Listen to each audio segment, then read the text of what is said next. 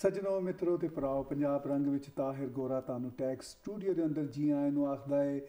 जिस तरह के मैं तानू हमेशा कहना कि जिस तरह साडा पंजाब पंज पानियां दी सोहनी धरती है, उस तरीके नाल साडा ओंटारियो 5 लेकां दी धरती है और ये साडे वास्ते साडा पंजाब है। वैसे तो रब ने इंसानां नू जिथे बनाया ये धरती सारे इंसानां दी सांझी है। मैं इन्हां गल्लां दे नाल इस वजह नाल तानू जोड़ना चाहना गा कि अज साडे नाल स्टूडियो दे विच एक ऐसी महान हस्ती जुड़े हुए ने जिन्हां दी कैनेडा वास्ते, पंजाबियों वास्ते और पूरी दुनिया वास्ते बड़ियां ही खिदमात ने। वो फिलासफर भी ने, वो डॉक्टर भी ने। डॉक्टर वो डॉक्टरी वाले डॉक्टर नहीं, वो डॉक्टर ऐसे डॉक्टर जिहड़ी सारियां नब्ज़ां नूं समझण वाले डॉक्टर। उनके नाल वो एक माहिर सोशोलॉजिस्ट ने, साइकोलॉजिस्ट ने। ਇੱਥੇ ਕੈਨੇਡਾ ਦੇ ਵਿੱਚ ਪੰਜਾਬੀ ਕਮਿਊਨਿਟੀ ਹੈਲਥ ਸਰਵਿਸਿਜ਼ ਦੇ ਫਾਊਂਡਿੰਗ ਡਾਇਰੈਕਟਰ ਦੇ ਤੌਰ ਦੇ ਉੱਤੇ ਜਾਣੇ ਜਾਂਦੇ ਨੇ ਔਰ ਉਹਨਾਂ ਨੂੰ ਸਾਰੇ ਜਾਣਦੇ ਨੇ। ਮੈਂ ਬਹੁਤ ਹੀ ਪਿਆਰ ਦੇ ਨਾਲ ਸਤਿ ਸ਼੍ਰੀ ਅਕਾਲ ਕਰਨਾ ਜਨਾਬ ਬਲਦੇਵ ਮੁੱਤਾ ਸਾਹਿਬ ਨੂੰ। ਤਾਰ ਗੋਰਾ ਜੀ ਤੁਹਾਡਾ ਤੇ ਸਾਰੇ ਟੀਵੀ ਦੇ ਦੇਖਣ ਵਾਲੇ ਜਿੰਨੇ ਵੀ ਆਪਣੇ ਭੈਣ ਭਰਾ ਨੇ ਉਹਨਾਂ ਨੂੰ ਮੇਰੀ ਸਤਿ ਸ਼੍ਰੀ ਅਕਾਲ, ਨਮਸਕਾਰ, ਆਦਾਬ। ਬਹੁਤ ਸ਼ੁਕਰੀਆ ਬਲਦੇਵ ਭਾਈ, ਤੁਸੀਂ ਤਸ਼ਰੀਫ ਲਿਆਏ ਔਰ ਤੁਹਾਡੀ ਜਿਹੜੀ ਸਰਵਿਸਿਜ਼ ਨੇ उन्होंने पंजाबियों को ना सिर्फ बहुत ज़्यादा मदद दी, उनके नाल उन्होंने कैनेडा को भी मदद दी कि तुसी एक बहुत ही थ्राइविंग कम्यूनिटी को कैनेडा के मेन स्ट्रीम नाल जोड़िया और कैनेडा के मेन स्ट्रीम को तुसी एहसास दिलाया कि यह जिहड़ा कल्चर है, जिहड़ा पंजाबियों का है, ये भी हुण कैनेडा का ही कल्चर है। बिल्कुल, क्योंकि कैनेडा कुछ एक कल्चर का नाम नहीं गा, मल्टी कल्चरलिज्म का नाम है। जो इत्थे कुछ लिया रहे वो कैनेडा ही बनता चला जा रहा है। तुसी इहनूं किस ढंग नाल देखदे जी? ਸੀ ਜਦੋਂ ਸਾਰਿਆਂ ਨਾਲ ਪਹਿਲਾਂ ਜਦੋਂ ਇਹ ਸਟਰਗਲ ਸ਼ੁਰੂ ਕੀਤੀ 1990 ਦੇ ਵਿੱਚ ਉਦੋਂ ਇਹੀ ਸਟਰਗਲ ਜਾਣੀ ਸਾਹਮਣੇ ਦੇਖਣ 'ਚ ਆਈ ਕਿ ਜਿੰਨੇ ਵੀ ਆਪਣੇ ਲੋਕ ਮੇਨ ਸਟਰੀਮ ਏਜੰਸੀ 'ਚ ਹੈਲਪ ਲੈਣ ਲਈ ਜਾਂਦੇ ਆ ਔਰ ਉਹ ਹੈਲਪ ਕਿਸੇ ਤਰ੍ਹਾਂ ਦੀ ਵੀ ਹੋ ਸਕਦੀ ਆ। ਉਹ ਕੰਮ 'ਤੇ ਜਾਣ ਵਾਸਤੇ ਹੋ ਸਕਦੀ ਹੈ, ਸਿਹਤ ਸੰਬੰਧੀ ਹੋ ਸਕਦੀ ਆ, ਉਹ ਕਿਸੇ ਤਰੀਕੇ ਨਾਲ ਐਜੂਕੇਸ਼ਨਲ ਦੇ ਪੱਖ ਤੋਂ ਹੋ ਸਕਦੀ ਆ। ਅਤੇ ਉਹਦੇ 'ਚ ਜਿਹੜੇ ਆਪਣਾ ਸੋਚਣ ਦਾ ਅੰਦਾਜ਼ ਆ, ਆਪਣੇ ਬੋਲਣ ਦਾ ਅੰਦਾਜ਼ ਆ, ਆਪਣੇ ਹਰ ਇੱਕ ਚੀਜ਼ ਆਪਾਂ ਕਿਸ ਤਰੀਕੇ ਨਾਲ ਕਿਸੇ ਬਿਮਾਰੀ ਨੂੰ ਸਮਝਦੇ ਹਾਂ, ਕਿਸ ਤਰੀਕੇ ਨਾਲ ਆਪਾਂ ਉਸ ਇਲਾਜ ਨੂੰ ਸਮਝਦੇ ਹਾਂ, ਆਪਾਂ ਆਪਣੇ ਹੈਲਪ ਸੀਕਿੰਗ ਬਿਹੇਵੀਅਰਸ ਕਿਵੇਂ, ਕਿਸ ਤਰ੍ਹਾਂ ਆਪਾਂ ਹੈਲਪ ਲੈਂਦੇ ਹਾਂ, ਕਦੋਂ ਦਿਮਾਗ 'ਚ ਆਉਂਦਾ ਵੀ ਆਪਾਂ ਨੂੰ ਕੋਈ ਬਾਹਰਲੇ ਨਾਲ ਗੱਲ ਕਰਨੀ ਚਾਹੀਦੀ ਆ।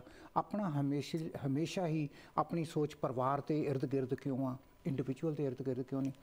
ਇਹ ਜਿਹੜੇ ਬਹੁਤ ਸਾਰੇ ਪੱਖ ਆ ਇਹ 1990 ਤੋਂ ਪਹਿਲਾਂ ਕੈਨੇਡਾ ਦੇ ਹੈਲਪਿੰਗ ਪ੍ਰੋਫੈਸ਼ਨ ਦੇ ਵਿੱਚ ਇਹ ਦੇਖਣ ਨੂੰ ਨਹੀਂ ਸੀ ਮਿਲਦੇ। ਸੋ ਜਦੋਂ ਇਹ ਪਹਿਲੀ ਵਾਰੀ ਇੰਟਰੋਡਿਊਸ ਕੀਤੇ ਵੀ ਇੰਡੀਵਿਜੂਅਲ ਤੋਂ ਫੈਮਿਲੀ ਸੈਂਟਰਡ ਅਪਰੋਚ ਹੋਣੀ ਚਾਹੀਦੀ ਆ ਤਾਂ ਬਹੁਤ ਜ਼ਿਆਦਾ ਆਪੋਜੀਸ਼ਨ ਹੋਈ।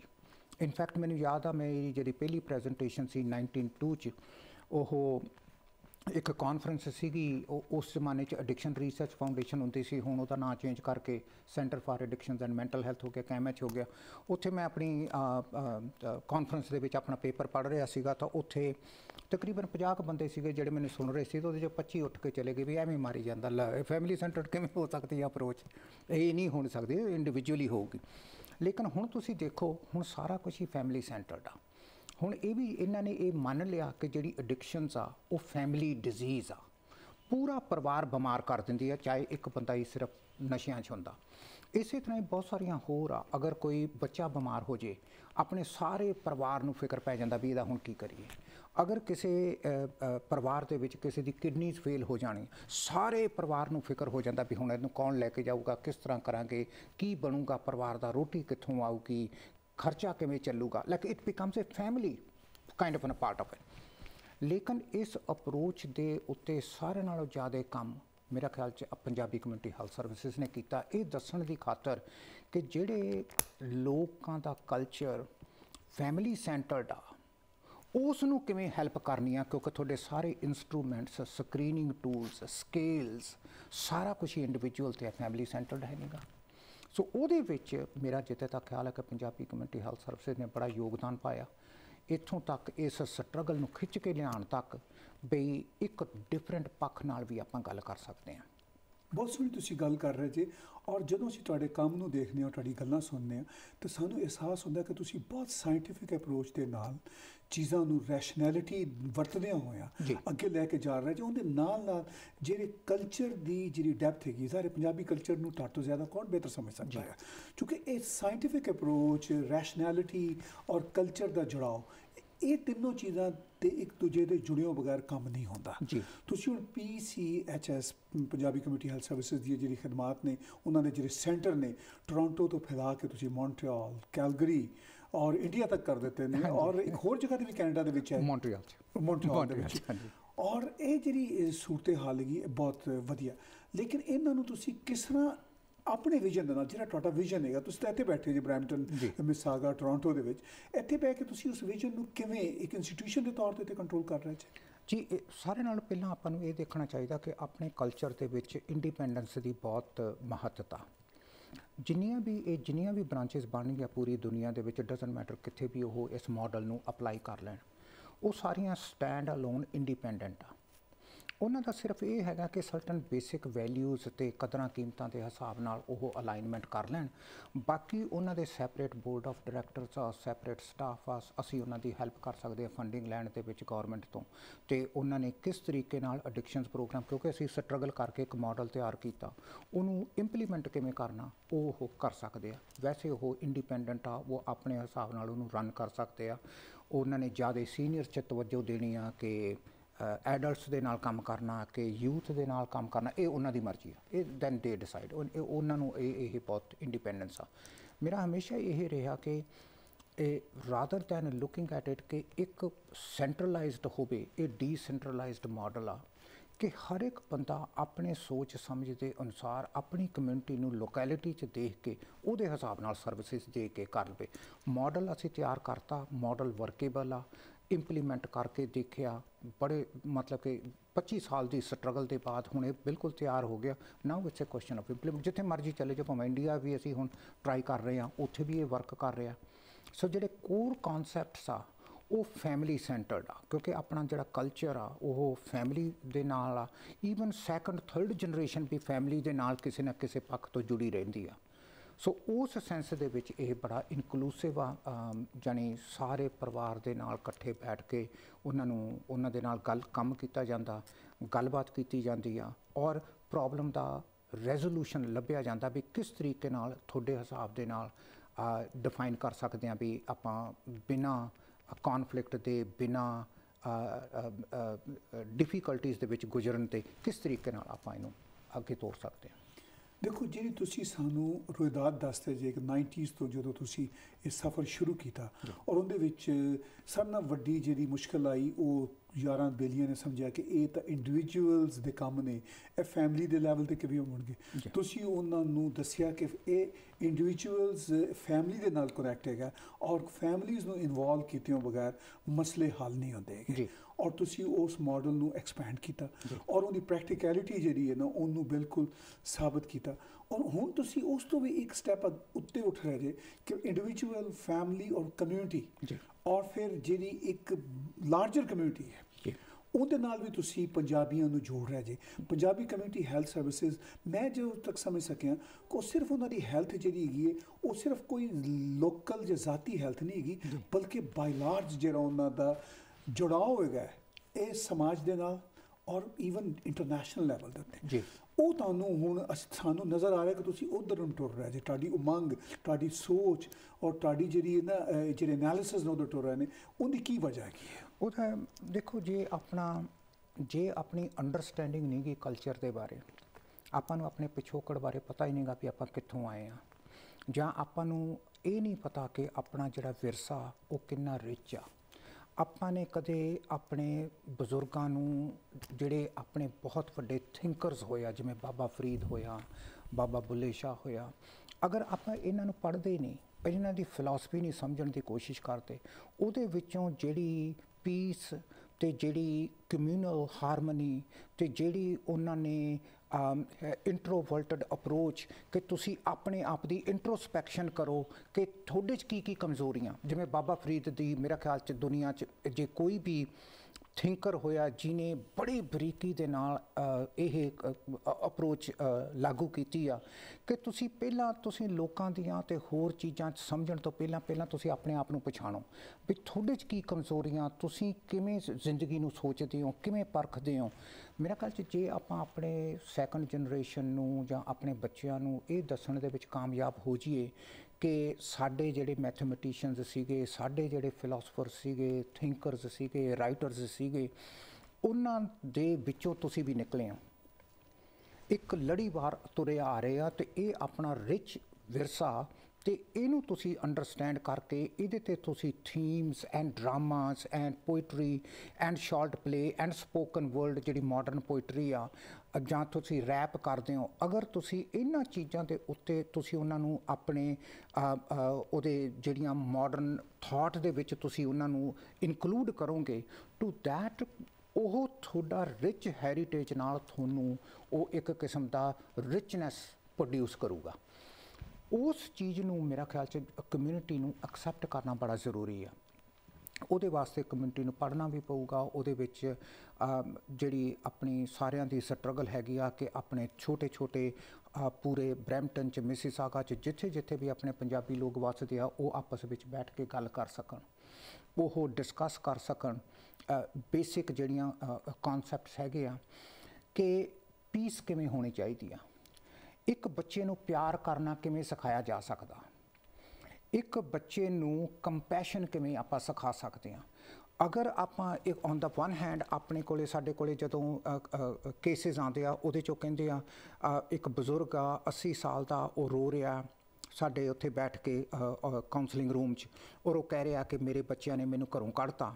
ਮੈਂ ਕਈ ਵਾਰੀ ਇਹ ਸਮਝਣ ਦੀ ਕੋਸ਼ਿਸ਼ ਕਰ ਰਿਹਾ ਵੀ ਇੱਥੋਂ ਤੱਕ ਕਿਵੇਂ ਨੌਬਤ ਆ ਗਈ। ਅਗਰ ਆਪਾਂ ਕੰਪੈਸ਼ਨ ਜਾਂ ਕਾਈਂਡਨੈਸ ਤੇ ਜਾਂ ਇਹਨਾਂ ਚੀਜ਼ਾਂ ਦੇ ਬਾਰੇ ਆਪਾਂ ਗੱਲ ਕਰਦੇ ਹਾਂ ਤੇ ਉਹ ਪ੍ਰੈਕਟੀਕਲ ਲਾਈਫ ਦੇ ਵਿੱਚ ਕਿੱਥੇ ਜਾਂਦਾ। ਤੁਹਾਡੇ ਡਿਫਰੈਂਸਿਸ ਹੋ ਸਕਦੇ ਆ ਆਪਣੇ ਪੇਰੈਂਟਸ ਨਾਲ, ਲੇਕਿਨ ਉਹ ਇੱਥੋਂ ਤੱਕ ਹੋ ਕੇ ਕਿ ਤੁਸੀਂ ਆਪਣੇ ਪੇਰੈਂਟਸ ਨੂੰ ਚੱਕ ਕੇ ਬਾਹਰ ਰੱਖ ਦਿਓ। ਇਹਨਾਂ ਚੀਜ਼ਾਂ ਦੀ ਕਿਉਂਕਿ ਆਪਾਂ ਜਦੋਂ ਬੱਚਾ ਛੋਟਾ ਸੀ ਉਹਦੇ ਨਾਲ ਇਹ ਗੱਲਾਂ ਨਹੀਂ ਕੀਤੀਆਂ, ਉਹਦੇ ਜਿਹੜੀਆਂ ਥਾਟ ਪ੍ਰੋਸੈਸ ਸੀ, ਉਹਦੀਆਂ ਵੈਲਿਊਜ਼ ਸੀਗੀਆਂ, ਉਹਦੀ ਜਿਹੜੀ ਅਪਬ੍ਰਿੰਗਿੰਗ ਸੀਗੀ, ਉਹਦੀਆਂ ਜਿਹੜੀਆਂ ਲਾਈਕਸ ਐਂਡ ਡਿਸਲਾਈਕਸ ਸੀ, ਉਹਨਾਂ ਦੇ ਬਾਰੇ ਅਸੀਂ ਵਿਚਾਰ ਨਹੀਂ ਕਰ ਸਕੇ, ਤਾਂ ਉਹਨਾਂ ਦੀਆਂ ਜਿਹੜੀਆਂ ਵੈਲਿਊਜ਼ ਸੀਗੀਆਂ ਉਹ ਉਹਨਾਂ ਨੇ ਉਹ ਪਿਕ ਕੀਤੀਆਂ ਜਿਹੜੀਆਂ ਉਹਨਾਂ ਦੇ ਫਾਇਦੇਮੰਦ ਆ। ਉਹ ਨਾ ਤਾਂ ਫੈਮਿਲੀ ਵਾਸਤੇ ਫਾਇਦੇਮੰਦ ਸੀ, ਨਾ ਉਹ ਕਲਚਰ ਵਾਸਤੇ ਫਾਇਦੇਮੰਦ ਸੀ, ਨਾ ਕਮਿਊਨਿਟੀ ਵਾਸਤੇ, ਉਹ ਕਿਸੇ ਵਾਸਤੇ ਫਾਇਦੇਮੰਦ ਸੀ। ਉਹਨਾਂ ਨੇ ਉਹ ਵੈਲਿਊਜ਼ ਪਕੜ ਲਈਆਂ। ਸੋ ਮੈਂ ਇਹ ਸੋਚਦਾ ਕਿ ਆਪਣਾ ਉਦੋਂ ਤੱਕ ਸਮਾਜ ਬਿਮਾਰ ਰਹੂਗਾ ਜਦੋਂ ਤੱਕ ਆਪਾਂ ਇਸ ਨੂੰ ਇੱਕ ਹਾਇਰ ਲੈਵਲ 'ਤੇ ਇਨਸਾਨ ਸੋਚਣ 'ਤੇ ਮਜਬੂਰ ਨਹੀਂ ਕਰਾਂਗੇ ਕਿ ਰੋਟੀ ਕੱਪੜਾ ਔਰ ਮਕਾਨ ਤੋਂ ਵੀ ਇੱਕ ਸਟੇਜ ਉੱਤੇ ਦੀ ਜ਼ਿੰਦਗੀ ਆ ਜਿਹੜੀ ਆਪਾਂ ਜਿਉ ਸਕਦੇ ਹਾਂ। ਔਰ ਉਹ ਕੌਨਸ਼ੀਅਸਨੈਸ ਨਾਲ ਆ ਸਕਦੀ ਆ, ਬੈਠ ਕੇ ਗੱਲਾਂ ਬਾਤਾਂ ਨਾਲ, ਵਿਚਾਰਾਂ ਨਾਲ ਆ ਸਕਦੀ ਆ। ਔਰ ਉਹ ਜਿਹੜਾ ਆਪਣਾ ਲਿਟਰੇਚਰ ਆ ਰਿਹਾ ਪਿੱਛੋਂ ਤੋਂ ਲਿਖ ਕੇ, ਉਹਨੂੰ ਆਪਾਂ ਪੜ੍ਹ ਕੇ ਤੇ ਉਹਦੀ ਮਾਡਰਨ ਇੰਟਰਪ੍ਰੀਟੇਸ਼ਨ ਕਰਕੇ ਅੱਜ ਦੇ ਜ਼ਮਾਨੇ ਦੇ ਵਿੱਚ ਵੀ ਉਸ ਜ਼ਮਾਨੇ 'ਚ ਵੀ ਇਹੀ ਪ੍ਰੋਬਲਮਾਂ ਸੀ, ਉਸ ਆਪਣੇ ਬਜ਼ੁਰਗਾਂ ਨੇ ਉਹਨਾਂ ਨੂੰ ਇਸ ਤਰੀਕੇ ਨਾਲ ਸਿੰਥੇਸਾਈਜ਼ ਕੀਤਾ। Let's look at it how we can apply them. ਇਹ ਮੇਰਾ ਖਿਆਲ 'ਚ ਅੱਜ ਦੇ ਯੁੱਗ ਦੀ ਡਿਮਾਂਡ ਆ। This is what we need ਕਿ ਆਪਣੇ ਜਿਹੜੇ ਸੈਕੰਡ ਜਨਰੇਸ਼ਨ ਆ, ਜਿਵੇਂ ਮੇਰੇ ਬੱਚੇ ਆ, ਮੇਰੀ ਡਾਟਰ ਸਟਰਗਲ ਕਰ ਰਹੀ ਹੈ ਐਜ਼ ਏ ਫਿਲਮ ਮੇਕਰ, ਉਹਨਾਂ ਨਾਲ ਵੀ ਜਦੋਂ ਮੈਂ ਗੱਲ ਕਰਦਾ ਹੁੰਦਾ, ਮੈਂ ਕਿਹਾ ਵੀ ਜਦ ਤੱਕ if you are not knowledgeable about Punjabi literature, ਵੀ ਕੀ ਹੋਇਆ, ਕਿਹੜੇ ਦੋਨੋਂ ਪੰਜਾਬਾਂ ਦੇ ਕਿਹੜੇ ਸ਼ਾਇਰ ਹੋਏ ਆ, ਕਿਹੜੀਆਂ ਉਹਨਾਂ ਨੇ ਸਟਰਗਲਸ ਦੇ ਵਿੱਚ ਦੀ ਉਹ ਗੁਜ਼ਰੇ ਆ, ਤੇ ਉਹਨਾਂ ਦੋਨੋਂ ਪੰਜਾਬਾਂ ਦੇ ਵਿੱਚ ਇੰਨੀ ਕਸ਼ਿਸ਼ ਕਿਉਂ ਆ ਮਿਲਣ ਦੀ, ਡਿਸਪਾਈਟ ਕਿ ਆਰਟੀਫਿਸ਼ੀਅਲ ਬਾਉਂਡਰੀਜ਼ ਜਿਹੀਆਂ ਕ੍ਰੀਏਟ ਕੀਤੀਆਂ। ਪਰ ਤੁਸੀਂ ਕਦੇ ਵੀ ਦੋਨੋਂ ਸਾਈਡਾਂ ਦੇ ਬੰਦਿਆਂ ਨੂੰ, ਆਰਡੀਨਰੀ ਬੰਦਿਆਂ ਨੂੰ ਪੁੱਛ ਕੇ ਦੇਖੋ, ਉਹਨਾਂ ਕਿੰਨਾ ਮਿਲਣ ਨੂੰ ਉਹ ਇੱਕ ਦੂਜੇ ਦੀ ਕੋਸ਼ਿਸ਼ ਕਰਦੇ। ਸੋ ਇਹ ਜਿਹੜੀ ਜਦ ਤੱਕ ਉਹ ਅੰਡਰਸਟੈਂਡ ਨਹੀਂ ਕਰਨਗੇ ਵੀ ਉਹ ਪੰਜਾਬੀਅਤ ਦਾ ਆਪਸ ਵਿੱਚ ਕੀ ਪਿਆਰ ਆ, ਉਦੋਂ ਤੱਕ ਮੇਰਾ ਖਿਆਲ 'ਚ ਇੱਕ ਜਿਹੜੀ ਉਹ ਕਮਿਊਨਿਟੀ ਦੀ ਜਿਹੜੀ ਕੌਨਸ਼ੀਅਸਨੈਸ ਆ ਉਹ ਤੰਦਰੁਸਤੀ ਕਰਨੀ ਨਹੀਂ ਜਾਊਗੀ। ਉਹ ਫਿਰ ਡਿਵਾਈਡ ਤੇ ਡਿਵੀਜ਼ਨਸ ਤੇ ਹੋਰ ਜਿਹੜੀਆਂ ਚੀਜ਼ਾਂ ਉਹਨਾਂ ਦੇ ਵਿੱਚ ਉਹ ਜ਼ਿਆਦਾ ਪਕੜ ਜੀ ਕਰ ਲੈਂਦੀ ਆ। ਮੈਂ ਤੁਹਾਡੀਆਂ ਦੋਵੇਂ ਗੱਲਾਂ ਬੜੇ ਧਿਆਨ ਨਾਲ ਸੁਣ ਰਿਹਾ ਔਰ ਮੈਨੂੰ ਫੂਡ ਫॉर ਥਾਟ ਦੇ ਰਹੀਆਂ ਨੇ। ਤੁਸੀਂ ਕਿਹਾ ਹੈ ਕਿ ਜਿਹੜੀ ਕਮਿਊਨਿਟੀ ਦੀ ਹੈਲਥ ਹੈ ਉਹ ਜੁੜੀ ਹੋਈ ਹੈ ਕਮਿਊਨਿਟੀ ਦੀ ਵੈਲਿਊਜ਼ ਔਰ ਆਈਡੈਂਟੀਟੀ ਦੀ ਪਛਾਣ ਦੇ ਨਾਲ ਵੀ।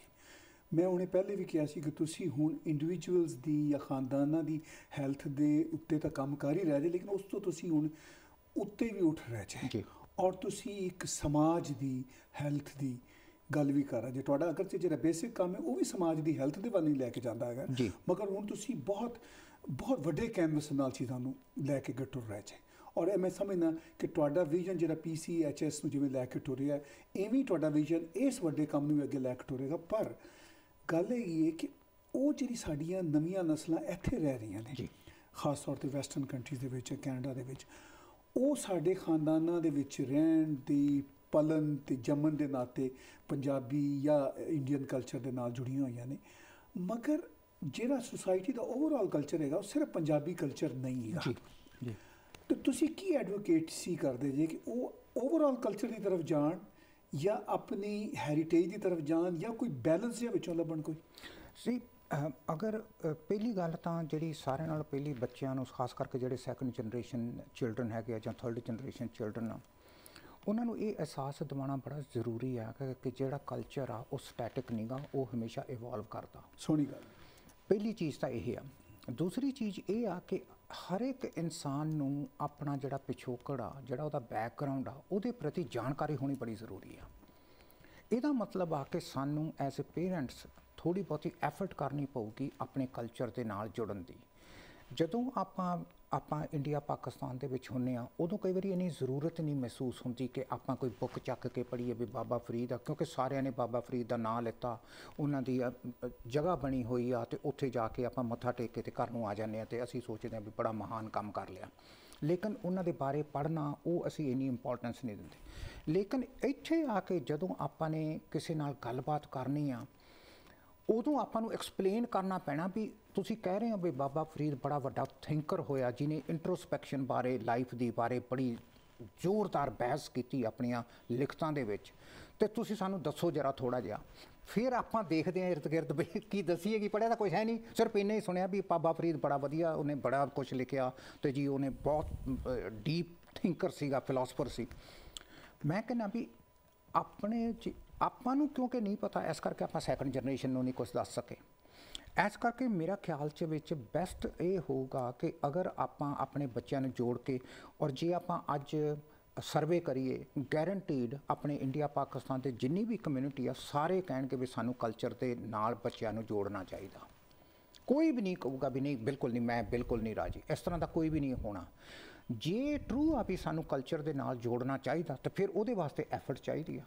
ਜੇ ਉਹਦੇ ਵਾਸਤੇ ਐਫਰਟ ਚਾਹੀਦੀ ਆ ਤਾਂ ਫਿਰ ਜਿੰਨੇ ਡਰਾਮੇ ਹੁੰਦੇ ਆ, ਜਿੰਨੇ ਪਲੇ ਹੁੰਦੀਆਂ, ਨਜ਼ਮਾਂ ਹੁੰਦੀਆਂ, ਗੀਤ ਸੰਗੀਤ, ਜੋ ਕੁਛ ਵੀ ਆਪਣਾ ਉਸ ਪਰਟੀਕੂਲਰ ਹਿੱਸੇ ਦਾ ਪੰਜਾਬੀਅਤ ਦਾ, ਕਿਉਂਕਿ ਆਪਾਂ ਨਹੀਂ ਅੱਜ ਡਿਸਕਸ਼ਨ ਪੰਜਾਬ 'ਤੇ ਹੋ ਰਹੀ ਆ, ਉਹਦੇ ਬਾਰੇ ਫਿਰ ਆਪਾਂ ਨੂੰ ਖੁਦ ਨੂੰ ਵੀ ਸਿੱਖਣਾ ਪਊਗਾ। ਫਿਰ ਆਪਾਂ ਸੈਕੰਡ ਜਨਰੇਸ਼ਨ ਨੂੰ ਦੱਸ ਸਕਾਂਗੇ, ਫਿਰ ਆਪਾਂ ਥਰਡ ਜਨਰੇਸ਼ਨ ਨੂੰ ਦੱਸ ਸਕਾਂਗੇ। ਲੇਕਿਨ ਅਗਰ ਉਹਦੇ ਬਾਰੇ ਆਪਾਂ ਇੰਨੀ ਕੌਨਸ਼ੀਅਸਨੈਸ ਨਾ ਰੱਖੀ ਕਿ ਸਾਨੂੰ ਵੀ ਅਸੀਂ ਗਜ਼ਲ ਸਿੱਖ ਕੇ ਕੀ ਕਰਾਂਗੇ, ਜਾਂ ਉਹਦਾ ਕੀ ਸਾਡੀ ਇੱਕ ਰੈਲੇਵੈਂਸ ਕੀ ਆ, ਉਹਦਾ ਰੈਲੇਵੈਂਸ ਸਮਝਣ ਵਾਸਤੇ ਵੀ ਤਾਂ ਕੌਨਸ਼ੀਅਸਨੈਸ ਚਾਹੀਦੀ ਆ। ਹੁਣ ਉਸ ਵਾਸਤੇ ਮੇਰਾ ਜਿੱਥੇ ਤੱਕ ਖਿਆਲ ਹੈ, ਇਹ ਬਹੁਤ ਇੰਪੋਰਟੈਂਟ ਆ ਕਿ ਪਹਿਲਾ ਪੁਆਇੰਟ ਕਿ ਅਸੀਂ ਆਪਣੇ ਪਿਛੋਕੜ ਨੂੰ ਜਾਣੀਏ, ਸੈਕੰਡ ਅਸੀਂ ਉਸ ਦੀ ਰੈਲੇਵੈਂਸ ਕੈਨੇਡਾ 'ਚ ਲੱਭਣੀ ਆ। ਉਹ ਆਪਣਾ ਸੈਕੰਡ ਪਾਰਟ ਬਣਦਾ ਕਿ ਮੈਂ ਇੱਕ ਚੰਗਾ ਕੈਨੇਡਾ ਦੇ ਵਿੱਚ ਰਹਿੰਦਾ ਹੋਏ ਸ਼ਹਿਰੀਅਤ ਕਿਵੇਂ ਬਣ ਸਕਦਾ, ਕਿਹੜੀਆਂ ਮੇਰੀਆਂ ਕੰਟਰੀਬਿਊਸ਼ਨ। ਜੇ ਮੈਨੂੰ ਇਹ ਨਹੀਂ ਪਤਾ ਤਾਹਰ ਜੀ ਕਿ ਮੈਂ ਵੋਟ ਕਿੱਥੇ ਪਾਣੀ ਆ, ਜਾਂ ਟਾਊਨ ਹਾਲ ਮੀਟਿੰਗਸ ਦਾ ਪਰਪਸ ਕੀ ਆ, ਜੇ ਮੈਨੂੰ ਪਤਾ ਹੀ ਨਹੀਂ ਤਾਂ ਮੈਂ ਉੱਥੇ ਜਾਊਂਗਾ ਹੀ ਨਹੀਂ। ਸੋ ਐਜ਼ ਏ ਮੈਂ ਰਹਿ ਰਿਹਾ ਕੈਨੇਡਾ 'ਚ, ਮੈਨੂੰ 25-30 ਸਾਲ ਕੈਨੇਡਾ 'ਚ ਹੋ ਗਏ, ਲੇਕਿਨ ਮੈਂ ਇੱਕ ਵਾਰੀ ਵੀ ਟਾਊਨ ਹਾਲ ਮੀਟਿੰਗ 'ਚ ਨਹੀਂ ਗਿਆ। ਅਤੇ ਜੇ ਉਹਨਾਂ ਨੂੰ ਪੁੱਛੋ ਵੀ ਤੁਸੀਂ ਟਾਊਨ ਹਾਲ ਮੀਟਿੰਗ 'ਚ ਕਿਉਂ ਨਹੀਂ ਜਾਂਦੇ, ਉਹ ਕਹਿੰਦੇ ਜੀ ਉਹ ਕੀ ਹੁੰਦਾ। ਇਹਦਾ ਮਤਲਬ ਟੂ ਦੀ ਐਕਸਟੈਂਟ ਜਿਹੜਾ ਆਪਾਂ ਨੂੰ ਡੈਮੋਕ੍ਰੈਟਿਕ ਸਿਸਟਮ ਅਲਾਓ ਕਰਦਾ ਪਾਰਟੀਸਪੇਸ਼ਨ, ਉਹਦੇ 'ਚੋਂ ਅਸੀਂ ਇੱਕ ਸਾਈਡ 'ਤੇ ਹੋ ਗਏ, ਕਿਉਂਕਿ ਅਸੀਂ ਪਤਾ ਹੀ ਨਹੀਂ ਕੀਤਾ ਕਿ ਸਾਡੇ ਰਾਈਟਸ ਕੀ ਆ ਅਤੇ ਅਸੀਂ ਕਿਉਂ ਪਾਰਟੀਸਪੇਟ ਕਰਨਾ ਟਾਊਨ ਹਾਲ ਮੀਟਿੰਗ ਦੇ ਵਿੱਚ। ਇਸ ਕਰਕੇ ਇਹ ਬਹੁਤ ਇੰਪੋਰਟੈਂਟ ਆ ਕਿ ਜਿਹੜਾ ਕੁਛ ਅਸੀਂ ਆਪਣਾ ਕੁਛ ਸਿੱਖਦੇ ਹਾਂ ਆਪਣੇ ਬਜ਼ੁਰਗਾਂ ਤੋਂ, ਉਹਨੂੰ ਆਪਾਂ ਇਸ ਰੈਲੇਵੈਂਸ ਦੇ ਵਿੱਚ ਦੇਖੀਏ। ਅਗਰ ਆਪਾਂ ਇਸ ਰੈਲੇਵੈਂਸ ਦੇ ਵਿੱਚ ਆਪਾਂ ਦੇਖਣ ਲੱਗ ਗਏ, ਫਿਰ ਆਪਾਂ ਆਪਣੀ ਸੈਕੰਡ ਜਨਰੇਸ਼ਨ ਨੂੰ ਵੀ ਦੱਸ ਸਕਦੇ ਹਾਂ ਵੀ ਬੇਟੇ ਆਹ ਮੈਨੂੰ ਇਹਦਾ ਫਾਇਦਾ ਹੋਇਆ, ਅਤੇ ਤੁਸੀਂ ਵੀ ਇਹਨੂੰ ਲੈ ਕੇ ਅਤੇ ਇਹਦਾ ਹੁਣ ਤੁਸੀਂ ਆਪ ਦੇਖੋ ਵੀ ਹੁਣ ਤੁਸੀਂ ਇਹਨੂੰ ਕਿਵੇਂ ਕਰਨਾ। I think to that extent ਜਿਹੜੇ ਇੱਥੋਂ ਦੇ ਮੈਂ ਤੁਹਾਨੂੰ ਮਤਲਬ ਕਿ ਆਪਣੀ ਬੇਟੀ ਦੇ ਨਾਲ ਤੇ ਹੋਰ ਉਹਦੀਆਂ ਜਿਹੜੀਆਂ ਕੁਛ ਉਹਦੇ ਨਾਲ ਜਿਹੜੇ ਕੰਮ ਕਰਦੇ ਆ ਸੈਕੰਡ ਜਨਰੇਸ਼ਨ ਬੱਚੇ ਉਹਨਾਂ ਨਾਲ ਵੀ ਤਾਰਫ ਕਰਵਾਊਂਗਾ। ਤੇ ਉਹਨਾਂ ਦਾ ਜਿਹੜਾ ਇੱਕ ਚੀਜ਼ ਜਿਵੇਂ ਉਹਨਾਂ ਨੇ ਡੇਟਿੰਗ ਤੇ ਬੜਾ ਸੋਹਣਾ ਕੰਮ ਕੀਤਾ। ਹੁਣ ਇੱਕ ਇਨਸਾਨ ਆਪਣੀ ਜ਼ਿੰਦਗੀ 'ਚ ਲਾਈਫ ਪਾਰਟਨਰ ਕਿਵੇਂ ਚੁਣਦਾ ਇੱਕ ਬੜੀ ਵੱਡਾ ਵਿਸ਼ਾ, ਕਿਉਂਕਿ ਤੁਸੀਂ ਇੱਕ ਬੰਦੇ ਦੇ ਨਾਲ ਜ਼ਿੰਦਗੀ ਸਪੈਂਡ ਕਰਨੀ ਆ। ਇੱਕ ਟਾਈਮ 'ਚ ਡਿਫਰੈਂਟ ਮਾਡਲ ਸੀਗਾ ਪਾਰਟਨਰ ਚੁਣਨ ਦਾ, ਉਹਦੀ ਮੋਡੀਫਿਕੇਸ਼ਨ ਹੋ ਕੇ 60s ਤੱਕ ਇੱਕ ਡਿਫਰੈਂਟ ਮਾਡਲ ਬਣਿਆ। ਕੈਨੇਡਾ ਦੇ ਵਿੱਚ ਉਹਦੀ ਵੇਰੀਏਸ਼ਨ ਹੋ ਕੇ ਇੱਕ ਡਿਫਰੈਂਟ ਮਾਡਲ ਆ। ਲੇਕਿਨ ਅਗਰ ਆਪਾਂ ਨੂੰ ਉਹਨੂੰ ਪੜ੍ਹਾਂਗੇ ਨਹੀਂ, ਉਹਨੂੰ ਦੇਖਾਂਗੇ ਨਹੀਂ ਵੀ ਵੇਰੀਏਸ਼ਨਸ ਕਿਵੇਂ ਹੁੰਦੀਆਂ ਆਈਆਂ, ਤਾਂ ਆਪਾਂ ਉਸ ਚੀਜ਼ ਨੂੰ ਮਾਡਰਨ ਤਰੀਕੇ ਨਾਲ ਉਸ ਚੀਜ਼ ਦੀ ਅੰਡਰਸਟੈਂਡਿੰਗ ਨਹੀਂ ਕਰਾਂਗੇ। ਫਿਰ ਆਪਾਂ ਇੰਪਲੀਮੈਂਟ ਕਰਾਂਗੇ, ਕਈ ਵਾਰੀ ਉਹ ਫੋਰਸਡ ਇੰਪਲੀਮੈਂਟੇਸ਼ਨ ਹੋ ਜਾਂਦੀ ਆ, ਕਈ ਵਾਰੀ ਉਹ ਕਿਉਂਕਿ ਸਾਨੂੰ ਪਤਾ ਹੀ ਨਹੀਂ ਵੀ ਅਸੀਂ ਕੀ ਚੁਣਨਾ, ਫਿਰ ਅਸੀਂ ਕਿਸੇ ਹੋਰ ਪਾਸੇ ਨੂੰ ਚੁਣ ਲੈਂਦੇ ਹਾਂ। ਫਿਰ ਉੱਥੇ ਵੀ ਸਾਨੂੰ ਕਿਉਂਕਿ ਸਾਨੂੰ ਉਸ ਜਿਹੜੀਆਂ ਮਾਡਰਨ ਦੂਸਰੇ ਕਲਚਰ ਦੀਆਂ ਜਿਹੜੀਆਂ ਟੈਕਨੀਕਸ ਆ, ਉਹਦੀ ਮੈਂ ਤੁਹਾਨੂੰ ਇੱਕ ਮਿਸਾਲ ਦਿੰਦਾ ਕਿ ਅਗਰ ਆਪਾਂ ਆਪਣੇ ਬੱਚੇ ਨੂੰ ਦੱਸਦੇ ਨਹੀਂ ਵੀ ਲਾਈਫ ਪਾਰਟਨਰ ਔਰ ਘਰ 'ਚ ਕੋਈ ਡਿਸਕਸ਼ਨ ਨਹੀਂ ਹੁੰਦੀ, ਤੇ ਮੁੰਡਾ ਜਾਂ ਕੁੜੀ ਬॉयਫ੍ਰੈਂਡ ਜਾਂ ਗਰਲਫ੍ਰੈਂਡ ਦੇ ਰਿਲੇਸ਼ਨਸ਼ਿਪ 'ਚ ਪੈ ਜਾਂਦੇ ਆ, ਤੇ ਇਹ ਅਕਸਰ ਉਹਨਾਂ ਨੇ ਇੱਕ ਰਿਸਰਚ ਦੇ ਥਰੂ ਇਹ ਕੀਤਾ ਕਿ ਜਿਹੜਾ ਬॉयਫ੍ਰੈਂਡ ਗਰਲਫ੍ਰੈਂਡ ਦਾ ਰਿਲੇਸ਼ਨਸ਼ਿਪ ਆ, ਜੇ ਉਹ 14 ਸਾਲ 'ਚ ਸ਼ੁਰੂ ਹੋਇਆ ਤਾਂ ਉਹ 2 ਕੁ ਵਾਰੀ ਜ਼ਰੂਰ ਟੁੱਟਦਾ। ਤੁਸੀਂ ਮਤਲਬ ਕਿ ਥੋੜ੍ਹੀ ਦੇਰ ਇੱਕ ਨਾਲ ਹੁੰਦੇ ਹੋ, ਫਿਰ ਤੁਹਾਨੂੰ ਫਿਰ ਤੁਹਾਡਾ ਕਿਸੇ ਹੋਰ ਨਾਲ ਥੋੜ੍ਹੀ ਜਿਹੀ ਕਸ਼ਿਸ਼ ਜੀ ਹੁੰਦੀ ਆ, ਫਿਰ ਉਹਦੇ ਨਾਲ ਵੀ ਟੁੱਟ ਜਾਂਦੀ ਆ। ਸੋ ਦੇ ਆਰ ਸੇਇੰਗ ਕਿ ਇੱਕ 14 ਸਾਲ ਤੋਂ ਲੈ ਕੇ ਤੇ ਥੋੜ੍ਹਾ ਸਟੈਡੀ ਜਾਣ ਤੱਕ, ਜਿਹੜਾ ਲਫ਼ਜ਼ ਸਟੈਡੀ ਆਉਂਦਾ, ਉਸ ਤੱਕ ਇੱਕ ਸੰਘਰਸ਼ ਆ। ਉਹਦੇ ਵਿੱਚ ਜਿਹੜੀਆਂ ਵੈਸਟਰਨ ਸਿਵਲਾਈਜੇਸ਼ਨ ਦੀਆਂ ਮਦਰਸ ਆ, ਉਹ ਆਪਣੀਆਂ ਬੇਟੀਆਂ ਨੂੰ ਗਾਈਡ ਕਰਦੀਆਂ ਉਸ ਪ੍ਰੋਸੈਸ ਦੇ ਵਿੱਚ। ਹੁਣ ਅਗਰ ਆਪਾਂ ਇਹਨੂੰ ਪੰਜਾਬੀ ਕਲਚਰ 'ਚ ਲਾਈਏ ਤਾਂ ਆਪਣੀਆਂ ਮਦਰਸ ਨੇ ਤਾਂ ਉਸ ਐਕਸਪੀਰੀਅੰਸ ਹੀ ਨਹੀਂ ਕੀਤਾ, ਉਹ ਆਪਣੀ ਬੇਟੀ ਨੂੰ ਕੀ ਗਾਈਡ ਕਰਨਗੀਆਂ। ਸੋ ਇਹਦਾ ਮਤਲਬ ਰੋਕਣਾ ਚਾਹਣਗੇ। ਐਗਜ਼ੈਕਟਲੀ। ਸੋ ਉਸ ਸੈਂਸ ਦੇ ਵਿੱਚ ਜਦੋਂ ਆਪਾਂ ਬਲਾਈਂਡਲੀ ਕਿਸੇ ਕਲਚਰਲ ਰਿਚੁਅਲ ਨੂੰ ਫਾਲੋ ਕਰਦੇ ਹਾਂ, ਉਹ ਨੁਕਸਾਨਦਾਇਕ ਹੁੰਦਾ, ਕਿਉਂਕਿ ਆਪਣੇ ਕਲਚਰ ਨੂੰ ਪਤਾ ਨਹੀਂਗਾ ਵੀ ਉਹਦੀਆਂ ਕੌਨਸੀਕੁਐਂਸਿਸ ਨੂੰ ਸਾਂਭਣਾ ਕਿਵੇਂ ਆ। ਸੋ ਉਸ ਸੈਂਸ ਦੇ ਵਿੱਚ ਇਹ ਬਹੁਤ ਇੰਪੋਰਟੈਂਟ ਆ ਕਿ ਜਿਹੜਾ ਆਪਣਾ ਹਿਸਟੋਰੀਕਲ ਬੈਕਗਰਾਊਂਡ ਮਟੀਰੀਅਲ, ਜਿਹੜੇ ਆਪਣੇ ਜਿਸ ਹਿਸਾਬ ਨਾਲ ਆਪਣੀ ਬਿਹੇਵੀਅਰਸ ਡਿਵੈਲਪ ਹੋਏ ਆ, ਉਹਨਾਂ ਦਾ ਬਿਹੇਵੀਅਰਸ ਨੂੰ ਅੰਡਰਸਟੈਂਡ ਕਰਨਾ ਬੜਾ ਜ਼ਰੂਰੀ ਆ। ਔਰ ਉਹਦੀ ਮਾਡਰਨ ਤਰੀਕੇ ਦੇ ਵਿੱਚ ਅੰਡਰਸਟੈਂਡ ਕਰਨਾ ਹੋਰ ਵੀ ਜ਼ਿਆਦਾ ਜ਼ਰੂਰੀ ਆ, ਤਾਂ ਕਿ ਆਪਾਂ ਇੱਕ ਬਹੁਤ ਵਧੀਆ ਸ਼ਹਿਰੀ ਹੋਣ ਦਾ ਫਰਜ਼ ਵੀ ਅਦਾ ਕਰ ਸਕੀਏ। ਤੁਸੀਂ ਜਿਹੜੀ ਗੱਲਾਂ ਕਰ ਰਹੇ ਜੇ, ਖਾਸ ਤੌਰ 'ਤੇ ਪੰਜਾਬੀ ਕਮਿਊਨਿਟੀ ਦੀ ਇਸ ਸਮਾਜ ਨਾਲ ਜੁੜਤ, ਰਿਸ਼ਤੇਦਾਰੀ ਕਿਵੇਂ ਤਲਕ ਜੁੜਨਾ ਹੈ, ਕਿਵੇਂ ਬੰਦੇ ਨੇ ਬੰਦੇ ਦੇ ਨਾਲ ਜੁੜਨਾ ਹੈਗਾ, ਭਾਵੇਂ ਉਹ ਮਰਦ ਔਰਤ ਦਾ ਤਲਕ ਹੈ, ਭਾਵੇਂ ਬੰਦੇ ਬੰਦੇ ਦਾ ਤਲਕ ਹੈਗਾ। ਉਹਦੇ ਨਾਲ ਨਾਲ ਤੁਸੀਂ ਇਹ ਵੀ ਕਹਿ ਰਹੇ ਜੇ ਕਿ ਜਿਹੜੀ ਸਾਡੀ ਇਨਵੋਲਵਮੈਂਟ ਹੈ ਉਹ ਡੈਮੋਕ੍ਰੈਟਿਕ ਪ੍ਰੋਸੈਸ ਦੇ ਨਾਲ, ਇਸ ਸਮਾਜ ਦੇ ਨਾਲ, ਇਹਦੀ ਪੋਲੀਟਿਕਸ ਦੇ ਨਾਲ ਹੋਣੀ ਚਾਹੀਦੀ ਹੈ। ਮੈਂ ਇਸ ਗੱਲ ਨੂੰ ਜ਼ਰੂਰ ਛੇੜਾਂਗਾ ਕਿ ਅਗਰ ਅਸੀਂ ਪੋਲੀਟਿਕਸ ਦੀ ਗੱਲ ਕਰੀਏ ਤਾਂ ਸਾਡੇ ਤਾਂ ਇਸ ਵੇਲੇ ਤਕਰੀਬਨ 20 ਮੈਂਬਰ ਪਾਰਲੀਮੈਂਟ ਫੈਡਰਲ ਗੌਰਮੈਂਟ 'ਚ ਹੈਗੇ ਨੇ, 8 ਤੋਂ 10 ਓਨਟਾਰੀਓ ਦੀ ਅਸੈਂਬਲੀ ਦੇ ਵਿੱਚ ਹੈਗੇ ਨੇ, ਔਰ 20 ਮੈਂਬਰ ਪਾਰਲੀਮੈਂਟ ਦੇ ਵਿੱਚ ਹੋਣ ਦੇ ਨਾਤੇ ਅਸੀਂ ਕੋਈ ਤੀਜੇ ਨੰਬਰ ਦੇ ਉੱਤੇ ਆ ਗਏ ਹੋਏ ਹਾਂ ਜੀ। ਤੇ ਇਹ ਅਚੀਵਮੈਂਟ ਨਹੀਂ ਹੈ ਕਿਆ? ਇਸ ਗੱਲ ਦੀ ਇੰਡੀਕੇਸ਼ਨ ਨਹੀਂ ਹੈਗੀ ਕਿ ਸਾਡੇ ਹਾਂ ਪੋਲੀਟੀਕਲ ਅਵੇਅਰਨੈਸ ਜਾਂ ਡੈਮੋਕ੍ਰੈਟਿਕ ਪ੍ਰੋਸੈਸ ਨਾਲ ਜੁੜੇ ਹੋਣ ਦੀ ਜਿਹੜੀ ਇੱਕ ਸਲਾਹੀਅਤ ਉਹ ਬਹੁਤ ਵਧੀਆ ਹੈਗੀ ਹੈ? ਮੈਂ ਇਹਨੂੰ ਥੋੜ੍ਹਾ ਜਿਹਾ ਡਿਫਰੈਂਟ ਨਜ਼ਰੀਏ ਨਾਲ ਦੇਖਦਾ। ਮੈਂ ਇਹਨੂੰ ਇਸ ਕਰਕੇ ਦੇਖਦਾ ਕਿ ਇੰਡੀਵਿਜੂਅਲ ਤੌਰ 'ਤੇ ਅਗਰ ਆਪਾਂ ਇਹਦੀ ਐਨਾਲਿਸਿਸ ਕਰੀਏ ਤਾਂ ਆਪਾਂ ਕਹਿ ਸਕਦੇ ਹਾਂ ਕਿ ਬਹੁਤ ਵਧੀਆ ਕਿ we are able to participate. ਸਾਡੀ ਕਮਿਊਨਿਟੀ ਨੇ ਇੱਧਰਲੇ ਪਾਸੇ ਨੂੰ ਜਾਣੀ ਕਾਈਂਡ ਆਫ ਨੂੰ ਉਹਨਾਂ ਨੇ ਐਫਰਟ ਲਗਾਈ ਔਰ ਇੰਡੀਵਿਜੂਅਲ ਤੌਰ ਤੇ ਉਹਨਾਂ ਨੇ ਬੜਾ ਪ੍ਰੋਗਰੈਸ ਕੀਤਾ। ਅਗਰ ਆਪਾਂ ਇਹਨੂੰ ਕਮਿਊਨਿਟੀ ਦੇ ਪੁਆਇੰਟ ਆਫ ਵਿਊ ਨਾਲ ਦੇਖੀਏ, ਫਿਰ ਆਪਾਂ ਦੇਖਾਂਗੇ ਕਿ ਜਦੋਂ ਆਪਾਂ ਕਮਿਊਨਿਟੀ ਦੀ ਗੱਲ ਕਰਦੇ ਹਾਂ ਤਾਂ ਜਿਹੜੇ ਲੋਕ ਵਿਜ਼ੀਬਲ ਮਿਨੋਰਿਟੀ ਰਿਪਰੈਜ਼ੈਂਟੇਟਿਵਸ ਹੈਗੇ ਆ ਆਪਣੇ ਪਾਰਲੀਮੈਂਟ 'ਚ, ਚਾਹੇ ਫੈਡਰਲ ਚਾਹੇ ਪ੍ਰੋਵਿੰਸ਼ੀਅਲ 'ਚ, ਉਹਨਾਂ ਦਾ ਕੁਝ ਖਾਸ ਫਰਜ਼ ਬਣਦਾ। ਉਹ ਫਰਜ਼ ਹੈਗਾ ਕਿ ਜਿਵੇਂ ਫਾਰ ਐਗਜ਼ਾਮਪਲ ਜਿਹੜੇ ਇਮੀਗ੍ਰੈਂਟਸ ਕੈਨੇਡਾ ਦੇ ਵਿੱਚ ਆ ਕੇ ਪ੍ਰੋਫੈਸ਼ਨਲ ਹੋਣ ਦੇ ਨਾਤੇ 'ਤੇ ਸਟਰਗਲ ਕਰਦੇ ਆ, ਉਹਨਾਂ ਦੇ ਬਾਰੇ ਇਹਨਾਂ ਨੇ ਕੀ ਕੀਤਾ। ਮੈਂ ਇਹ ਨਹੀਂ ਕਹਿੰਦਾ ਵੀ ਜਿਹੜਾ ਸਿੱਖ ਆ MP ਆ ਤੇ ਜਾਂ ਜਿਹੜਾ ਕੋਈ ਆਪਣਾ ਮੁਸਲਮਾਨ ਵੀਰ ਉਹ MP ਆ ਤਾਂ ਉਹ ਮੁਸਲਮਾਨ ਕਮਿਊਨਿਟੀ ਬਾਰੇ ਕੀ ਕਰੇ, ਜਿਹੜਾ ਸਿੱਖ MP ਆ ਉਹ ਸਿੱਖ ਕਮਿਊਨਿਟੀ ਬਾਰੇ ਕਰੇ। ਇਹ ਨਹੀਂ ਮੈਂ ਗੱਲ ਕਰ ਰਿਹਾ। ਮੈਂ ਗੱਲ ਕਰ ਰਿਹਾ ਕਿ ਅਗਰ ਆਪਾਂ ਨੂੰ ਪਤਾ ਹੈ ਕਿ ਜਿਹੜੇ ਵਿਜ਼ੀਬਲ ਮਿਨੋਰਿਟੀ ਕਮਿਊਨਿਟੀਜ਼ ਨੂੰ ਸਿਸਟੈਮਿਕ ਪ੍ਰੋਫੈਸ਼ਨਲ ਆਰਗੇਨਾਈਜੇਸ਼ਨਸ ਵੱਲੋਂ ਡਿਸਕ੍ਰਿਮੀਨੇਸ਼ਨ ਹੁੰਦਾ, ਜਿਵੇਂ ਮੈਡੀਕਲ ਪ੍ਰੋਫੈਸ਼ਨਲਸ ਆ, ਉਹ ਆਉਂਦੇ ਆ, ਉਹ ਵਿਚਾਰੇ 4000 ਮੈਡੀਕਲ ਪ੍ਰੋਫੈਸ਼ਨਲਸ ਓਨਟਾਰੀਓ ਦੇ ਵਿੱਚ ਸਟਰਗਲ ਕਰ ਰਿਹਾ। ਉਹਦੇ ਵਿੱਚ ਜਿਹੜੇ ਇਲੈਕਟਡ ਰਿਪਰੈਜ਼ੈਂਟੇਟਿਵਸ ਆ ਉਹਨਾਂ ਨੇ ਕੀ ਚੇਂਜਸ ਲਿਆਂਦੀਆਂ। ਜੇ ਉਹ ਚੇਂਜਸ ਨਹੀਂ ਲਿਆ ਸਕਦੇ ਫਿਰ ਉਹਨਾਂ ਦਾ ਉੱਥੇ ਜਾ ਕੇ ਰਹਿਣਾ ਜਾਂ ਨਾ ਰਹਿਣ ਦਾ ਤਾਂ ਕੋਈ ਫਾਇਦਾ ਹੀ ਨਾ ਹੋਇਆ, ਕਮਿਊਨਿਟੀ ਨੂੰ ਤਾਂ ਕੋਈ ਫਾਇਦਾ ਨਾ ਹੋਇਆ। ਦਰਸ਼ਕੋ ਅਸੀਂ ਗੱਲਬਾਤ ਸੁਣ ਰਹੇ ਗਏ ਆ ਬਲਦੇਵ ਮੁੱਤਾ ਸਾਹਿਬ ਦੀ, ਔਰ ਬੜੀ ਇਹਨਾਂ ਨੇ ਬਰੀਕ ਗੱਲ ਕੀਤੀ। ਇਹਨਾਂ ਨੇ ਕਿਹਾ ਕਿ ਜਿਹੜੇ ਸਾਡੇ 20 ਮੈਂਬਰ ਪਾਰਲੀਮੈਂਟ ਫੈਡਰਲ ਗੌਰਮੈਂਟ 'ਚ ਮੌਜੂਦ ਨੇ ਉਹਨਾਂ ਦਾ ਸਾਨੂੰ ਉਦੋਂ ਹੀ ਅਸਲ ਫਾਇਦਾ ਹੋਵੇਗਾ ਜਾਂ ਇਸ ਸੋਸਾਇਟੀ ਨੂੰ ਉਦੋਂ ਹੀ ਜਦੋਂ ਫਾਇਦਾ ਹੋਵੇਗਾ ਜਦੋਂ ਉਹ ਸਿਸਟੈਮਿਕ ਡਿਸਕ੍ਰਿਮੀਨੇਸ਼ਨ ਦੇ ਖਿਲਾਫ ਉੱਠਣਗੇ।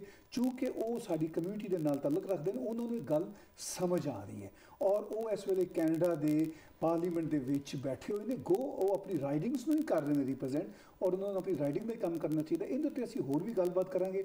ਜੁੜੇ ਰਹੋ ਸਾਡੇ ਨਾਲ। ਬਲਦੇਵ ਮੁੱਤਾ ਜੀ ਸਾਡੇ ਨਾਲ ਉਹ ਗੱਲਾਂ ਕਰ ਰਹੇ ਨੇ ਜਿਹੜੀਆਂ ਅਸੀਂ ਬਹੁਤ ਘੱਟ ਸੁਣਨੇ ਆ, ਮਗਰ ਇਹਨਾਂ ਗੱਲਾਂ ਦੀ ਜਾਣਕਾਰੀ, ਉਹਨਾਂ ਦੀ ਅਵੇਅਰਨੈਸ ਬਹੁਤ ਜ਼ਰੂਰੀ ਹੈ। ਛੋਟੀ ਜਿਹੀ ਬ੍ਰੇਕ ਪੰਜਾਬ ਰੰਗ ਦੇ ਵਿੱਚ।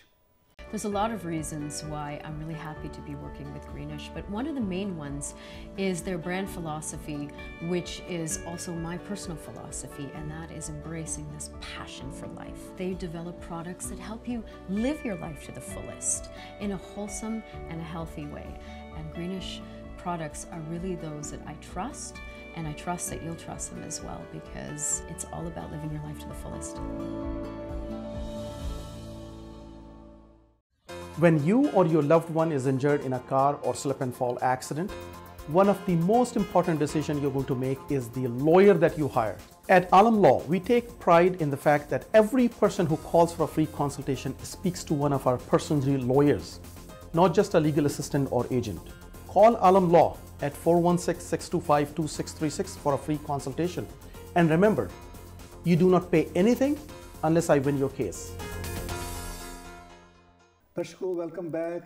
ਮੈਂ ਹੁਣੇ ਕਹਿ ਰਿਹਾ ਸੀ ਕਿ ਬਲਦੇਵ ਮੁੱਤਾ ਜੀ ਜਿਹੜੀਆਂ ਗੱਲਾਂ ਕਰ ਰਹੇ ਨੇ ਇਹ ਬਹੁਤ ਇੰਪੋਰਟੈਂਟ ਨੇ ਔਰ ਬੜੀਆਂ ਡੂੰਘੀਆਂ, ਗਹਿਰੀਆਂ, ਸਿੱਧੀਆਂ, ਰੈਸ਼ਨਲ ਗੱਲਾਂ ਨੇ ਔਰ ਇਹ ਗੱਲਾਂ ਜਿਹੜੀਆਂ ਨੇ ਉਹ ਸਾਨੂੰ ਹੁਣ ਕਰਨੀਆਂ ਨੇ। ਉਹਦਾ ਟਾਈਮ ਆ ਗਿਆ ਕਿਉਂਕਿ ਅਸੀਂ 2-3 ਸਟੈਪ ਇਵੋਲਵ ਕਰ ਚੁੱਕੇ ਹਾਂ ਸਾਊਥ ਏਸ਼ੀਅਨ ਪੰਜਾਬੀ ਹੋਣ ਦੇ ਨਾਤੇ, ਔਰ ਹੁਣ ਅਸੀਂ ਪਾਰਲੀਮੈਂਟ ਦੇ ਵਿੱਚ ਪਹੁੰਚ ਗਏ ਹਾਂ। ਔਰ ਜਿਹੜੀ ਬਲਦੇਵ ਮੁੱਤਾ ਸਾਹਿਬ ਦੀ ਆਰਗੇਨਾਈਜੇਸ਼ਨਸ ਨੇ ਪੰਜਾਬੀ ਕਮਿਊਨਿਟੀ ਹੈਲਥ ਸਰਵਿਸਿਜ਼, ਉਹ ਕੋਈ ਛੋਟਾ ਮੋਟਾ ਉਹਨਾਂ ਦਾ ਏਜੰਡਾ ਨਹੀਂ ਗਾ, ਉਹ ਬਹੁਤ ਵੱਡਾ ਏਜੰਡਾ ਹੈ।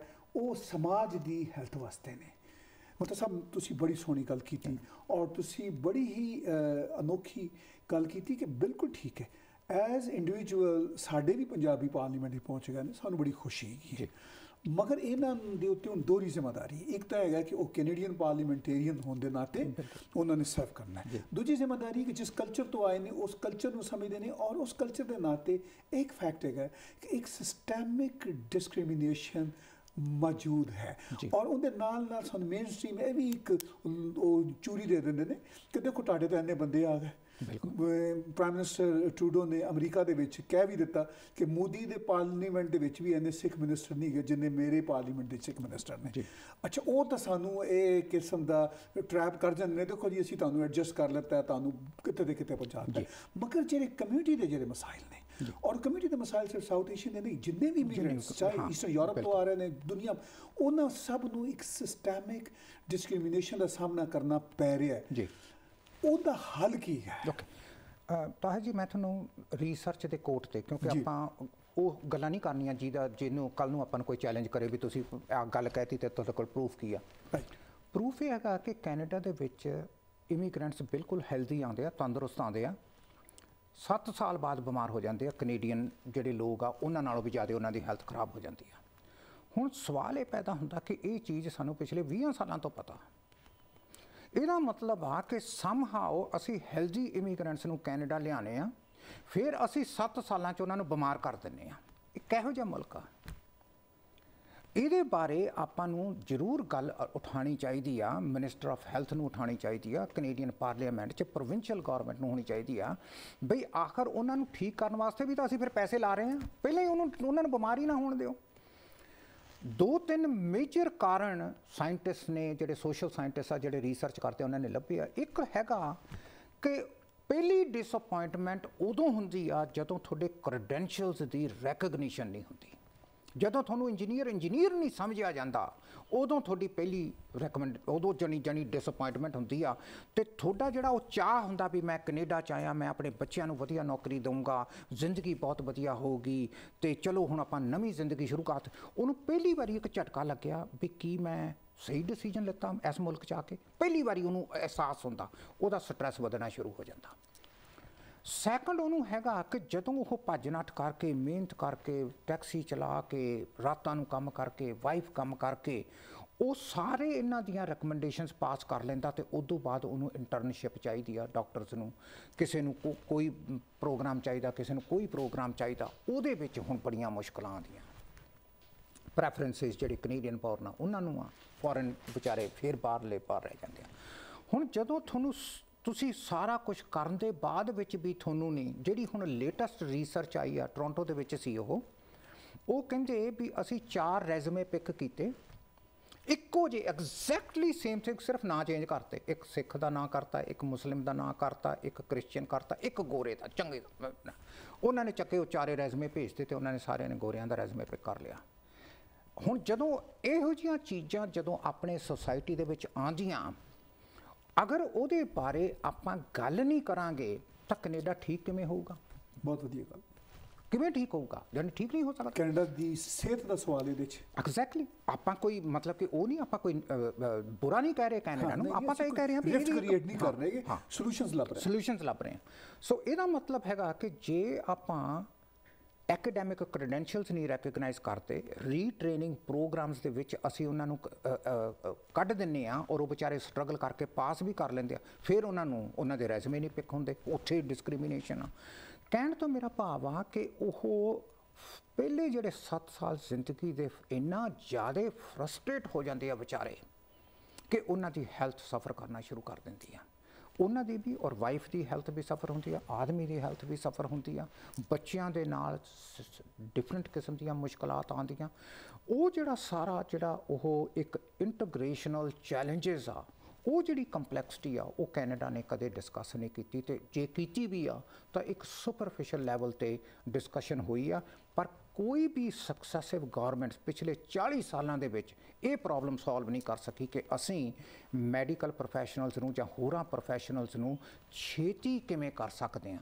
ਜੇ ਤੁਸੀਂ ਐਸ ਐਨ ਫੈਡਰਲ ਗਵਰਨਮੈਂਟ ਤੁਸੀਂ ਕਿਸੇ ਡਾਕਟਰ ਨੂੰ ਡਾਕਟਰੀ ਰੈਕਗਨਾਈਜ਼ ਕਰਕੇ ਇਮੀਗ੍ਰੇਸ਼ਨ ਦੇ ਸਕਦੇ ਹੋ ਤਾਂ ਫਿਰ ਤੁਹਾਡੀਆਂ ਜਿਹੜੀਆਂ ਅੰਦਰੂਨੀ ਪ੍ਰੋਫੈਸ਼ਨਲ ਬਾਡੀਜ਼ ਆ ਉਹ ਕਿਵੇਂ ਕਹਿ ਸਕਦੀਆਂ ਵੀ ਨਹੀਂ ਅਸੀਂ ਮੰਨਦੇ ਨਹੀਂ ਤੁਹਾਨੂੰ ਡਾਕਟਰ? ਤੁਹਾਡੀ ਫੈਡਰਲ ਗਵਰਨਮੈਂਟ ਵੱਡੀ ਹੋਗੀ ਕਿ ਉਹ ਜਿਹੜੀ ਪ੍ਰੋਫੈਸ਼ਨਲ ਐਸੋਸੀਏਸ਼ਨ ਉਹ ਵੱਡੀ ਆ? ਲਾਈਕ it's very ਜਾਨੀ ਕਿ serious thing that we have to kind of talk about. ਉਹ ਜਿਹੜੇ ਆਪਣੇ ਜਿਹੜੇ ਪਾਰਲੀਮੈਂਟੇਰੀਅਨਸ ਆ ਉਹਨਾਂ ਨੂੰ ਇਸ ਚੀਜ਼ ਦਾ ਪਤਾ, ਕਿਉਂਕਿ ਉਹਨਾਂ ਦਾ ਕੋਈ ਨਾ ਕੋਈ ਰਿਸ਼ਤੇਦਾਰ ਤਾਂ ਵਿਚਾਰਾ ਸਟਰਗਲ ਕੀਤਾ ਹੋਊਗਾ ਇੰਜ। Now, if they are not willing to raise this in the parliament and not make this as an agenda item, then they are dummies. then ਫਿਰ ਕੁਐਸਚਨ ਉੱਠਦਾ ਵੀ ਫਿਰ ਤੁਹਾਡਾ ਫਾਇਦਾ ਵੀ ਕੀ ਆ? ਫਿਰ ਤੁਸੀਂ ਜਿੱਤੇ ਹੋ ਜਾਂ ਨਾ ਜਿੱਤੇ, ਸਾਡੀ ਕਮਿਊਨਿਟੀ ਨੂੰ ਤਾਂ ਬ੍ਰੌਡਰ ਕਮਿਊਨਿਟੀ ਨੂੰ, ਆਪਾਂ ਇਹ ਨਹੀਂ ਕਹਿੰਦੇ ਵੀ ਇੱਕ ਕਮਿਊਨਿਟੀ ਨੂੰ, ਬ੍ਰੌਡਰ ਕਮਿਊਨਿਟੀ ਨੂੰ ਕੋਈ ਫਾਇਦਾ ਨਹੀਂ ਹੋਇਆ ਫਿਰ ਤੁਹਾਡਾ। ਕਿਉਂਕਿ 4000 ਡਾਕਟਰ ਭਾਵੇਂ ਕਿੱਥੋਂ ਵੀ ਆਏ, ਅਗਰ ਉਹ ਕੈਨੇਡਾ ਨੂੰ ਸਰਵ ਨਹੀਂ ਕਰ ਰਹੇ ਤਾਂ ਉਹਦਾ ਨੁਕਸਾਨ ਕੈਨੇਡਾ ਨੂੰ ਹੈ। ਹਾਂ ਬਿਲਕੁਲ ਠੀਕ ਹੈ। ਕਮਿਊਨਿਟੀ ਅਗਰ ਛੋਟੇ ਲੈਵਲ ਦੇ ਉੱਤੇ ਉਹਨਾਂ ਨੂੰ ਵੀ ਫਾਇਦਾ ਹੋ ਜਾਏਗਾ, ਲੇਕਿਨ ਉਹ ਤਾਂ ਬਾਹਰ ਦੀ ਗੱਲ ਹੈ। ਬਿਲਕੁਲ, because Canada is needing skilled workers, professionals, and professionals are here, and Canada is not getting benefited of them. ਇਹ ਜਿਹੜਾ ਚੈਲੰਜ ਹੈ। ਲੇਕਿਨ ਚਲੋ ਮੈਂਬਰ ਪਾਰਲੀਮੈਂਟਸ ਨੂੰ ਇਹ ਅਵੇਅਰਨੈਸ ਕ੍ਰੀਏਟ ਕਰਨੇ ਆ ਤੁਹਾਡੇ ਰਾਹੀਂ, ਉਹਨਾਂ ਨੂੰ ਇਹ ਬੇਨਤੀ ਕਰਨੇ ਆ ਬਾਰ-ਬਾਰ, ਉਹਨਾਂ ਨਾਲ ਗੱਲ ਕਰਨੀ ਆ, ਲੇਕਿਨ ਇਸ ਤੋਂ ਇਲਾਵਾ ਕੀ ਰਸਤਾ ਹੈਗਾ? ਜਿਹੜਾ ਮੇਰਾ ਜਿੱਤਾ ਖਿਆਲ ਆ ਕਿ ਜਿਹੜੀ ਕਮਿਊਨਿਟੀ ਆ ਉਹ ਆਪਣੀ ਗ੍ਰਾਸ ਰੂਟਸ ਲੈਵਲ ਤੇ ਇਨਵੋਲਵਡ ਨਹੀਂ ਗੀ, ਬਿਲਕੁਲ ਬੇਖਬਰ ਆ ਮੈਂਬਰ ਪਾਰਲੀਮੈਂਟ ਇੰਨੇ ਹੋਣ ਦੇ ਬਾਵਜੂਦ ਵੀ। ਉਹ ਬਿਲਕੁਲ ਟੋਟਲੀ ਉਹਨਾਂ ਨੂੰ ਪਰਸਨਲੀ ਤੌਰ ਤੇ ਮੇਰਾ ਖਿਆਲ 'ਚ ਉਹਨਾਂ ਨੂੰ ਲੋਅਰ ਲੈਵਲ ਤੇ, ਜਿਵੇਂ ਬਰੈਂਪਟਨ ਲੈਵਲ ਤੇ ਦੇਖ ਲਈਏ, ਇੱਕ ਸ਼ਹਿਰ ਦੇ ਲੈਵਲ ਤੇ, ਮੇਰਾ ਖਿਆਲ 'ਚ ਜਿਹੜੀ ਬਰੈਂਪਟਨ ਦੀਆਂ ਸਰਵਿਸਿਜ਼ ਕਿਹੜੀਆਂ, ਬਰੈਂਪਟਨ ਸਿਟੀ ਕਿਹੜੀਆਂ ਪ੍ਰੋਵਾਈਡ ਕਰਦਾ, ਫਿਰ ਰੀਜਨ ਆਫ ਪੀਲ ਕਿਹੜੀਆਂ ਸਰਵਿਸਿਜ਼ ਪ੍ਰੋਵਾਈਡ ਕਰਦਾ, ਫਿਰ ਪ੍ਰੋਵਿੰਸ਼ੀਅਲ ਜੂਰਿਸਡਿਕਸ਼ਨ ਕਦੋਂ ਆਉਂਦੀ ਆ ਤੇ ਫੈਡਰਲ ਜੂਰਿਸਡਿਕਸ਼ਨ ਕਦੋਂ ਆਉਂਦੀ ਆ, ਆਪਣੀ ਕਮਿਊਨਿਟੀ ਨੇ ਚਾਰਾਂ ਸਰਵਿਸਿਜ਼ ਦਾ ਨਹੀਂ ਪਤਾ ਹੋਣਾ, ਮਿਕਸਅਪ ਕਰ ਲੈਂਦੇ ਆ। Right, okay. ਸੋ ਇੱਕ ਤਾਂ ਇਹ ਘਾਟ ਆ ਕਿ ਆਪਣੀ ਕਮਿਊਨਿਟੀ ਨੂੰ ਨੌਲੇਜ ਨਹੀਂ ਗੀ ਕਿ ਅਸੀਂ ਕਿਵੇਂ ਇਨਫਲੂਐਂਸ ਕਰ ਸਕਦੇ ਹਾਂ ਡੈਮੋਕ੍ਰੈਟਿਕ ਸਟਰਕਚਰ ਦੇ ਵਿੱਚ। ਫਾਰ ਐਗਜ਼ਾਮਪਲ ਅਗਰ ਆਪਾਂ ਕਿਸੇ ਜਗ੍ਹਾ ਤੇ ਕਮਿਊਨਿਟੀ ਸੈਂਟਰ ਬਣਾਉਣਾ ਤੇ ਉੱਥੇ ਬੋਰਡ ਲੱਗਿਆ ਹੁੰਦਾ ਤੇ ਉੱਥੇ ਟਾਊਨ ਹਾਲ ਮੀਟਿੰਗਸ ਹੁੰਦੀਆਂ ਵੀ ਅਸੀਂ ਇੱਥੇ ਕਮਿਊਨਿਟੀ ਸੈਂਟਰ ਬਣਾਉਣਾ, ਤੁਸੀਂ ਦੱਸੋ ਅਸੀਂ ਕਿਹੜੇ ਹਾਲ ਕਿੰਨੇ ਵੱਡੇ ਲਈਏ, ਤੁਸੀਂ ਸੀਨੀਅਰਸ ਨੇ ਇੱਥੇ ਮਿਲਣਾ ਨਹੀਂ ਮਿਲਣਾ, ਉਹ ਸਾਰੀਆਂ ਟਾਊਨ ਹਾਲ ਮੀਟਿੰਗਸ ਹੁੰਦੀਆਂ। ਹੁਣ ਅਗਰ ਆਪਣੀ ਕਮਿਊਨਿਟੀ ਨੂੰ ਪਤਾ ਨਹੀਂ ਵੀ ਇਹ ਟਾਊਨ ਹਾਲ ਮੀਟਿੰਗਸ ਕਿਹਦੇ ਹੋ ਰਹੀਆਂ, ਤਾਂ ਉਹਨਾਂ ਨੇ ਜਿਹੜੇ ਲੋਕ ਉਸ ਦਿਨ ਉੱਥੇ ਆਉਣਗੇ ਉਹਨਾਂ ਨੇ ਉਹਦੇ ਹਿਸਾਬ ਦੇ ਨਾਲ ਉਹਨਾਂ ਨੇ ਉਸ ਦਾ ਡਿਜ਼ਾਈਨ ਸਟਰਕਚਰ ਕਰ ਦੇਣਾ। ਬਾਅਦ 'ਚ ਜਦੋਂ ਆਪਣੀ ਕਮਿਊਨਿਟੀ ਨੇ ਪਾਰਟਿਸਿਪੇਟ ਕਰਨਾ, ਉਹਨਾਂ ਨੇ ਕਹਿਣਾ ਵੀ ਸਾਡੇ ਤੇ ਲਈ ਤਾਂ ਤੁਸੀਂ ਕਮਰਾ ਹੀ ਨਹੀਂ ਬਣਾਇਆ, ਉਹ ਕਹਿਣਗੇ ਤੁਸੀਂ ਉਦੋਂ ਆਏ ਨਹੀਂ, ਦੱਸਿਆ ਹੀ ਨਹੀਂ ਸਾਨੂੰ। ਇੱਕ ਇਹ ਵੱਡੀ ਪ੍ਰੋਬਲਮ ਆ। ਸੋ ਸਿਸਟਮ ਹੈਗਾ, ਲੇਕਿਨ ਜਿਹੜੀਆਂ ਆਪਣੀਆਂ ਕਮਿਊਨਿਟੀਜ਼ ਆ ਸਾਰੀਆਂ ਹੀ, ਉਹ ਉਹਨਾਂ ਨੂੰ ਨੌਲੇਜ ਨਾ ਹੋਣ ਕਰਕੇ ਇਸ ਪ੍ਰੋਸੈਸ ਦੀ ਉਹ ਪਾਰਟਿਸਿਪੇਸ਼ਨ ਤੇ ਉਹ ਆਪਣੀ ਵੌਇਸ ਨਹੀਂ ਉੱਥੋਂ ਤੱਕ ਪਹੁੰਚਾਉਂਦੇ ਤੇ ਐਜ਼ ਏ ਰਿਜ਼ਲਟ ਉਹਨਾਂ ਨੂੰ ਨੁਕਸਾਨ ਹੁੰਦਾ। So that's one.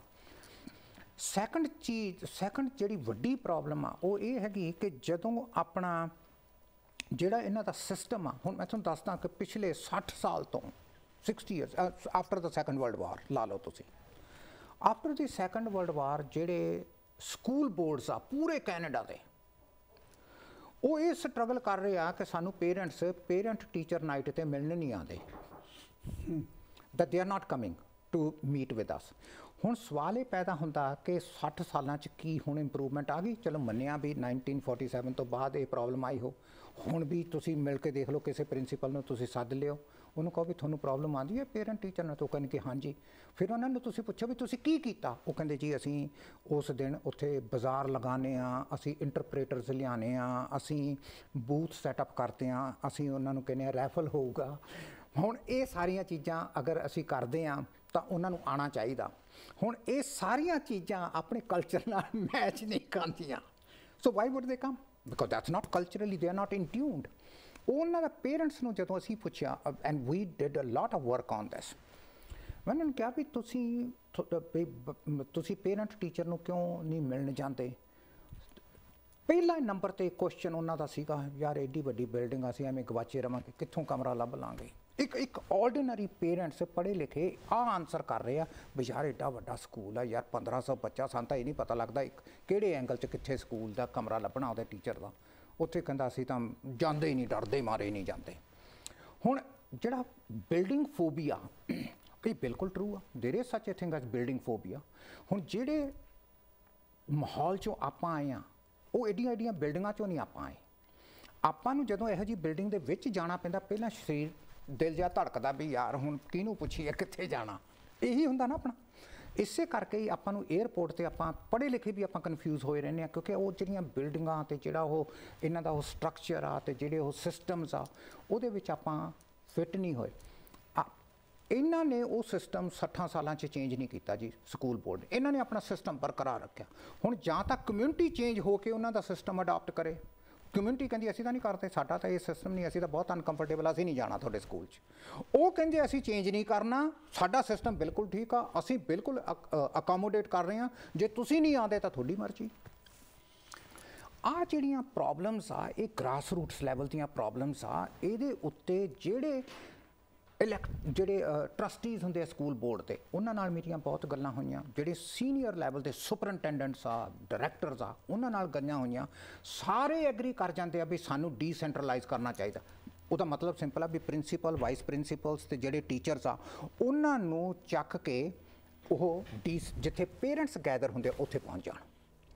ਉਹ ਕਹਿੰਦੇ ਅਸੀਂ ਮਾਡਲ ਅਖਤਿਆਰ ਨਹੀਂ ਕਰਨਾ। So as a result that is the complications that we are having in this struggle, ਜਿਹੜੀ ਕਿ ਆਪਾਂ ਨੂੰ ਸਿੱਖਣੀ ਚਾਹੀਦੀ ਆ ਵੀ how do we take benefit out of this. ਬਹੁਤ ਤੁਸੀਂ ਵਧੀਆ ਗੱਲਾਂ ਕਰ ਰਹੇ ਜੇ। ਦਰਸ਼ਕੋ, ਅਸੀਂ ਇੱਕ ਹੋਰ ਬ੍ਰੇਕ ਲੈਂਦੇ ਹਾਂ, ਬਲਦੇਵ ਮੁੱਤਾ ਸਾਹਿਬ ਦੀ ਗੱਲਾਂ ਸੁਣਦੇ ਹਾਂ, ਬੜੀਆਂ ਡੂੰਘੀਆਂ ਗੱਲਾਂ ਨੇ, ਔਰ ਅਸੀਂ ਆਪਣੇ ਸਮਾਜ ਨੂੰ ਕਿਵੇਂ ਇੱਕ ਹੈਲਦੀ ਸਮਾਜ ਬਣਾ ਸਕਦੇ ਹਾਂ, ਇੰਡੀਵਿਜੂਅਲ ਤੋਂ ਲੈ ਕੇ ਫੈਮਿਲੀ ਤੱਕ, ਫੈਮਿਲੀ ਤੋਂ ਲੈ ਕੇ ਨੇਸ਼ਨ ਤੱਕ। ਸਾਡੇ ਨਾਲ ਜੁੜੇ ਰਹੋ ਪੰਜਾਬ ਰੰਗ ਦੇ ਵਿੱਚ ਤਾਹਿਰ ਗੋਰਾ ਦੇ ਸੰਗ ਟੈਗ TVC ਦੇ ਅੰਦਰ। जिंदगी में कुछ मीठा तो चाहिए, मगर ये बात भी सच है कि शक्कर का इस्तेमाल डायबिटीज और मोटापे के अलावा बहुत सी बीमारियों का बायस बनता है। और दूसरी तरफ आर्टिफिशियल स्वीटनर्स के भी बड़े नुकसानात हैं। इसीलिए दुनिया भर के करोड़ों लोग अब कुदरती अज्जा से बना हुआ स्टीविया ही इस्तेमाल करते हैं। और ग्रीनिश स्टीविया का जायका और अज्जा मार्केट में मौजूद तमाम प्रोडक्ट्स में बेहतरीन है। सेहतमंद जिंदगी गुजारिए ग्रीनिश स्टीविया की कुदरती मिठास के साथ। मजीद मालूमात के लिए किसी भी करीबी फार्मेसी, ग्रोसरी स्टोर या हमारी वेबसाइट www.greenish.com से रुजू करें।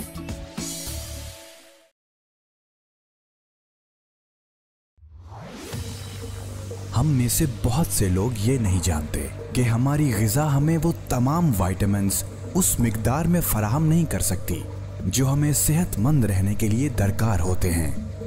इसीलिए डॉक्टर्स हमें विटामिन्स और सप्लीमेंट्स के बाकायदा इस्तेमाल का मशवरा देते हैं। ग्रीनिश नेचुरल हेल्थ के तैयार करदा विटामिन्स और सप्लीमेंट्स 100% वेजिटेरियन होने के साथ साथ हलाल और कोशर सर्टिफाइड भी हैं और हेल्थ कनाडा से अप्रूव भी। आप अपनी तमाम विटामिन्स और सप्लीमेंट्स की जरूरियात के लिए ग्रीनिश पर एतबार कर सकते हैं। मजीद मालूमात के लिए अपनी करीबी फार्मेसी या हमारी वेबसाइट www.greenish.com से रुजू करें। वेलकम बैक दर्शकों, गलबात कर रहे हैं असी बलदेव मुत्ता साहब नाल। पंजाबी कम्यूनिटी हैल्थ सर्विसेज किसी भी तारीफ के हुण मुहताज नहीं। उन्होंने जिहड़ियां सर्विसेज हुण तक प्रोवाइड कीतियां ने ना सिर्फ पंजाबी कम्यूनिटी नूं बल्कि कैनेडा नूं। और जो बलदेव मुत्ता साहब कहते हैं कि साढ़े पंजाबी मैंबर पार्लीमेंटेरियन जिहड़े इस वेले 20 के कोल फैडरल गवर्नमेंट च ने, जदों ये अपनी कम्यूनिटी की मसलियां नूं समझदे होया इन्हां दे हल पेश करनगे तो वो हल सिर्फ इन्हां दी राइडिंग दे या इन्हां दी कम्यूनिटी दे नहीं गए, वो हल कैनेडा दे ने। और बड़ियां वधिया गल्लां कर रहे हैं। हुणे गल कर रहे सन वो जिहड़ी साडा जुड़ाव होगा साडी कम्यूनिटी दा इस सिस्टम दे नाल, वो नहीं हैगा। और उनकी वजह नाल साडे जिहड़े कम्यूनिटी सेंटर भी नहीं बन पा रहे गए।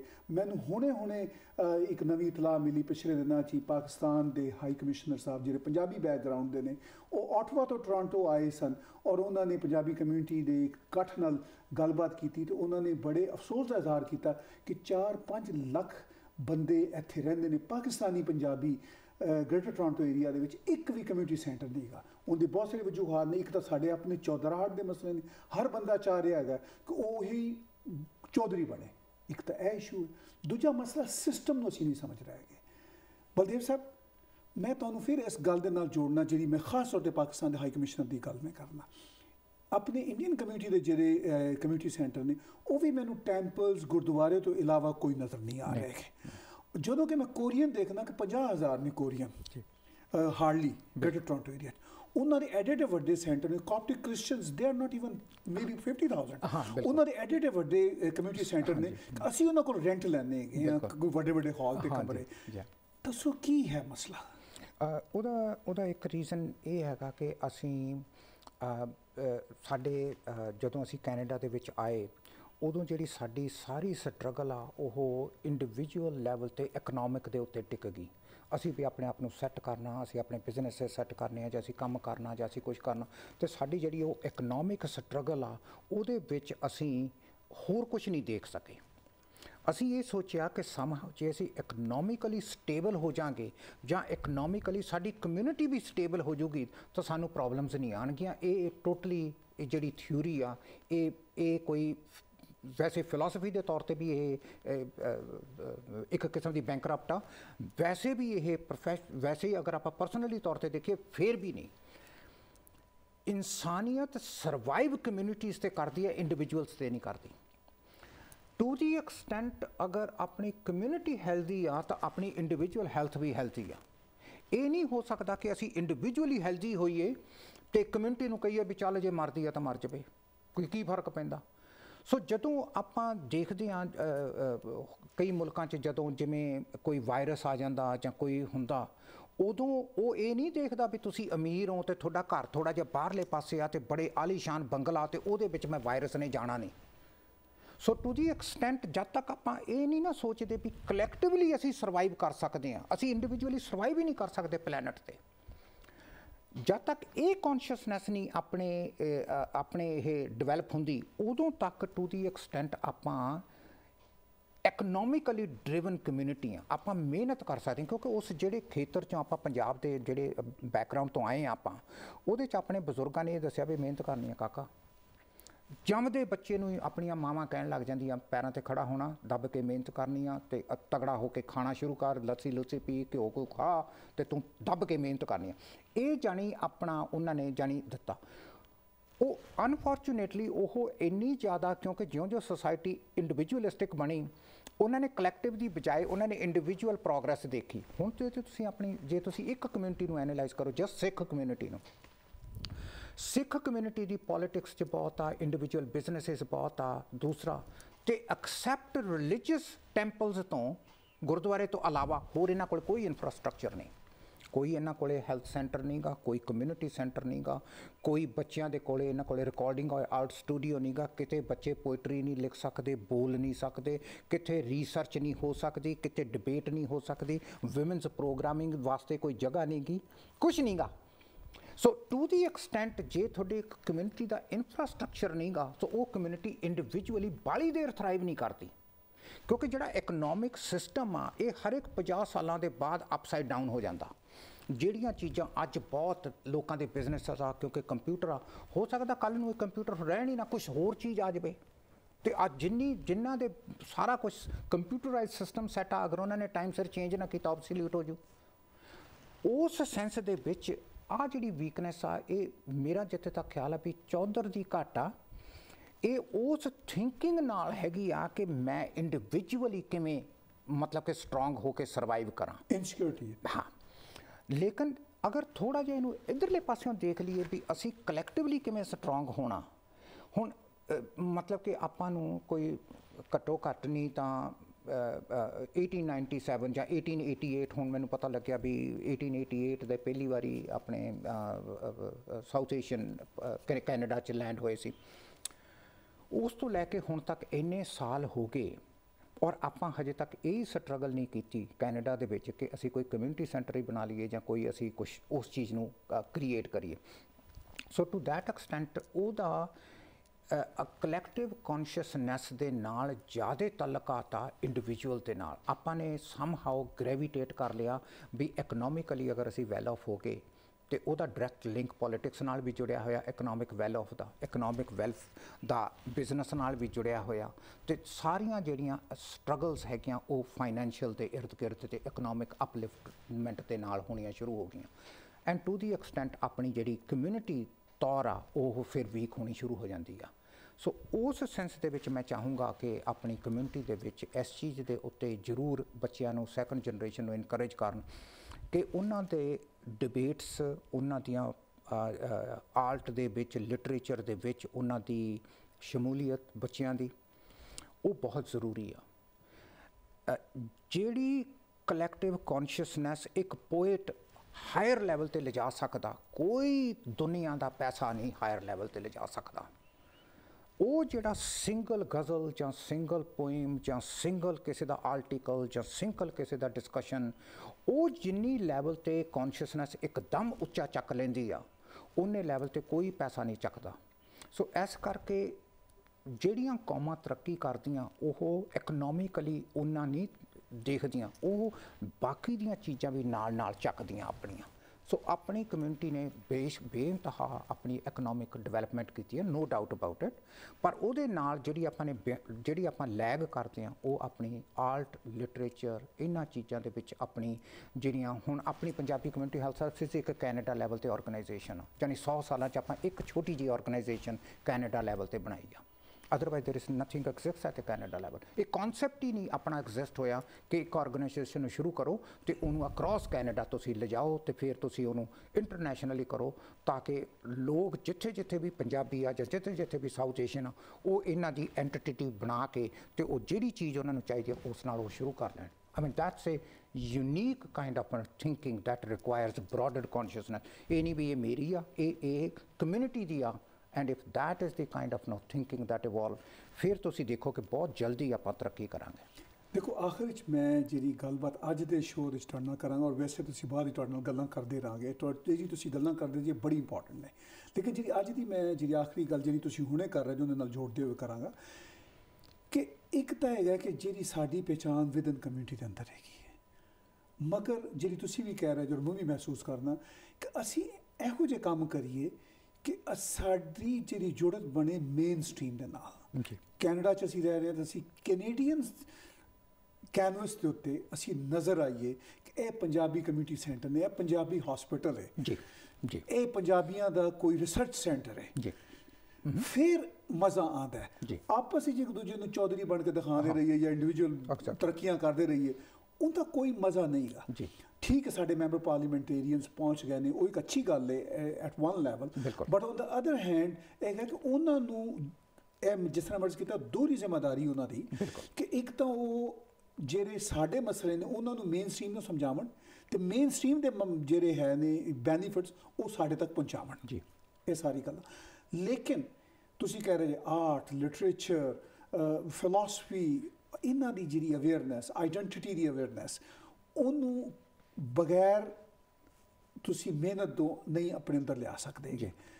ਪਰ ਅਸੀਂ ਆਫਟਰ ਆਲ ਕੀ ਕਰੀਏ ਕਿ ਅਸੀਂ ਹੁਣ ਆਪਣੀ ਇੰਸਟੀਟਿਊਸ਼ਨ ਬਣਾਈਏ, ਕਿਉਂਕਿ ਹੁਣ ਉਹ ਵੇਲਾ ਆ ਗਿਆ। ਕਿਆ ਤੁਹਾਨੂੰ ਨਜ਼ਰ ਆਉਂਦਾ ਕਿ ਉਹਦੀ ਕੋਈ ਐਫਰਟਸ ਹੋ ਰਹੀਆਂ ਨੇ ਜਾਂ ਕੋਈ ਇਨੀਸ਼ੀਏਟਿਵਸ ਆਏ ਨੇ ਉਹਦੇ? ਜੀ, ਤੁਸੀਂ ਇਸ ਤੋਂ ਇਹ ਅੰਦਾਜ਼ਾ ਲਗਾ ਸਕਦੇ ਹੋ ਕਿ ਕੈਲਗਰੀ ਦੇ ਵਿੱਚ ਅਸੀਂ 2 ਸਾਲ ਸਾਨੂੰ ਛੋਟੀ ਆਰਗੇਨਾਈਜੇਸ਼ਨ ਸ਼ੁਰੂ ਕਰਨੀ, ਦੈਟ ਵਾਸ ਦਾ ਫਸਟ ਜਿਹੜੀ ਸਾਡੀ ਬ੍ਰਾਂਚ ਸੀਗੀ, ਅਤੇ ਉਹਦਾ ਇਸ ਸਾਲ ਜਨਵਰੀ ਦੇ ਵਿੱਚ ਉਹਨਾਂ ਦਾ ਪਹਿਲਾ ਫੰਡ ਰੇਜ਼ਿੰਗ ਡਿਨਰ ਉਹਨਾਂ ਨੇ ਰੱਖਿਆ।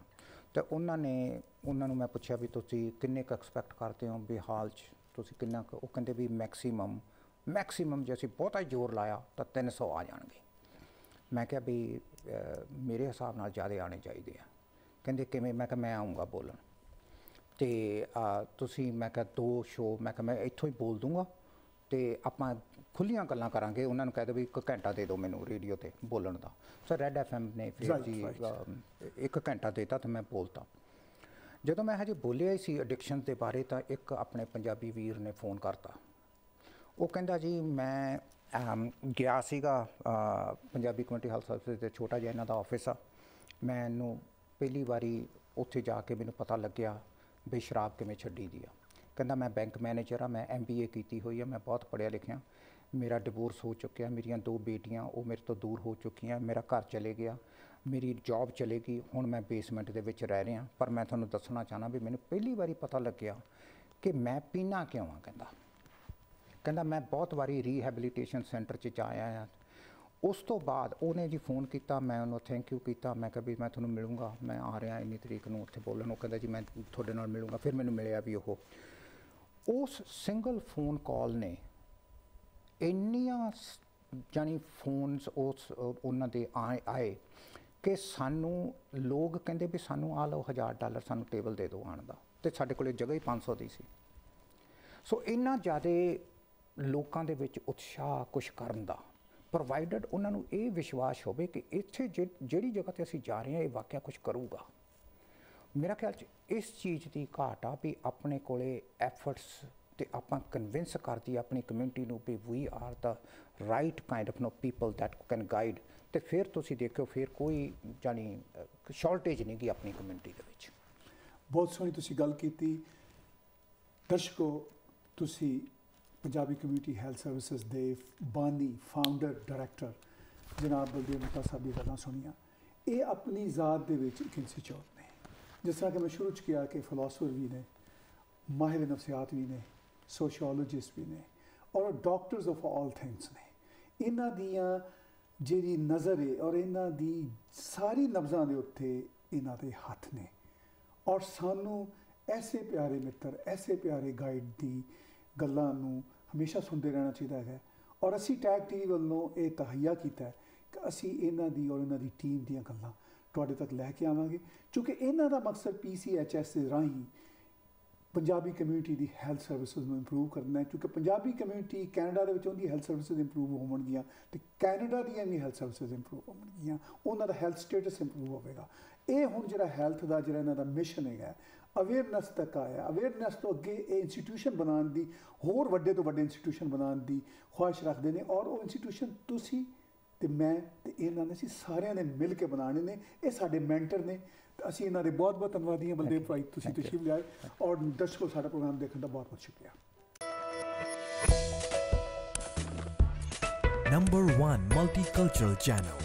This is TAG TV.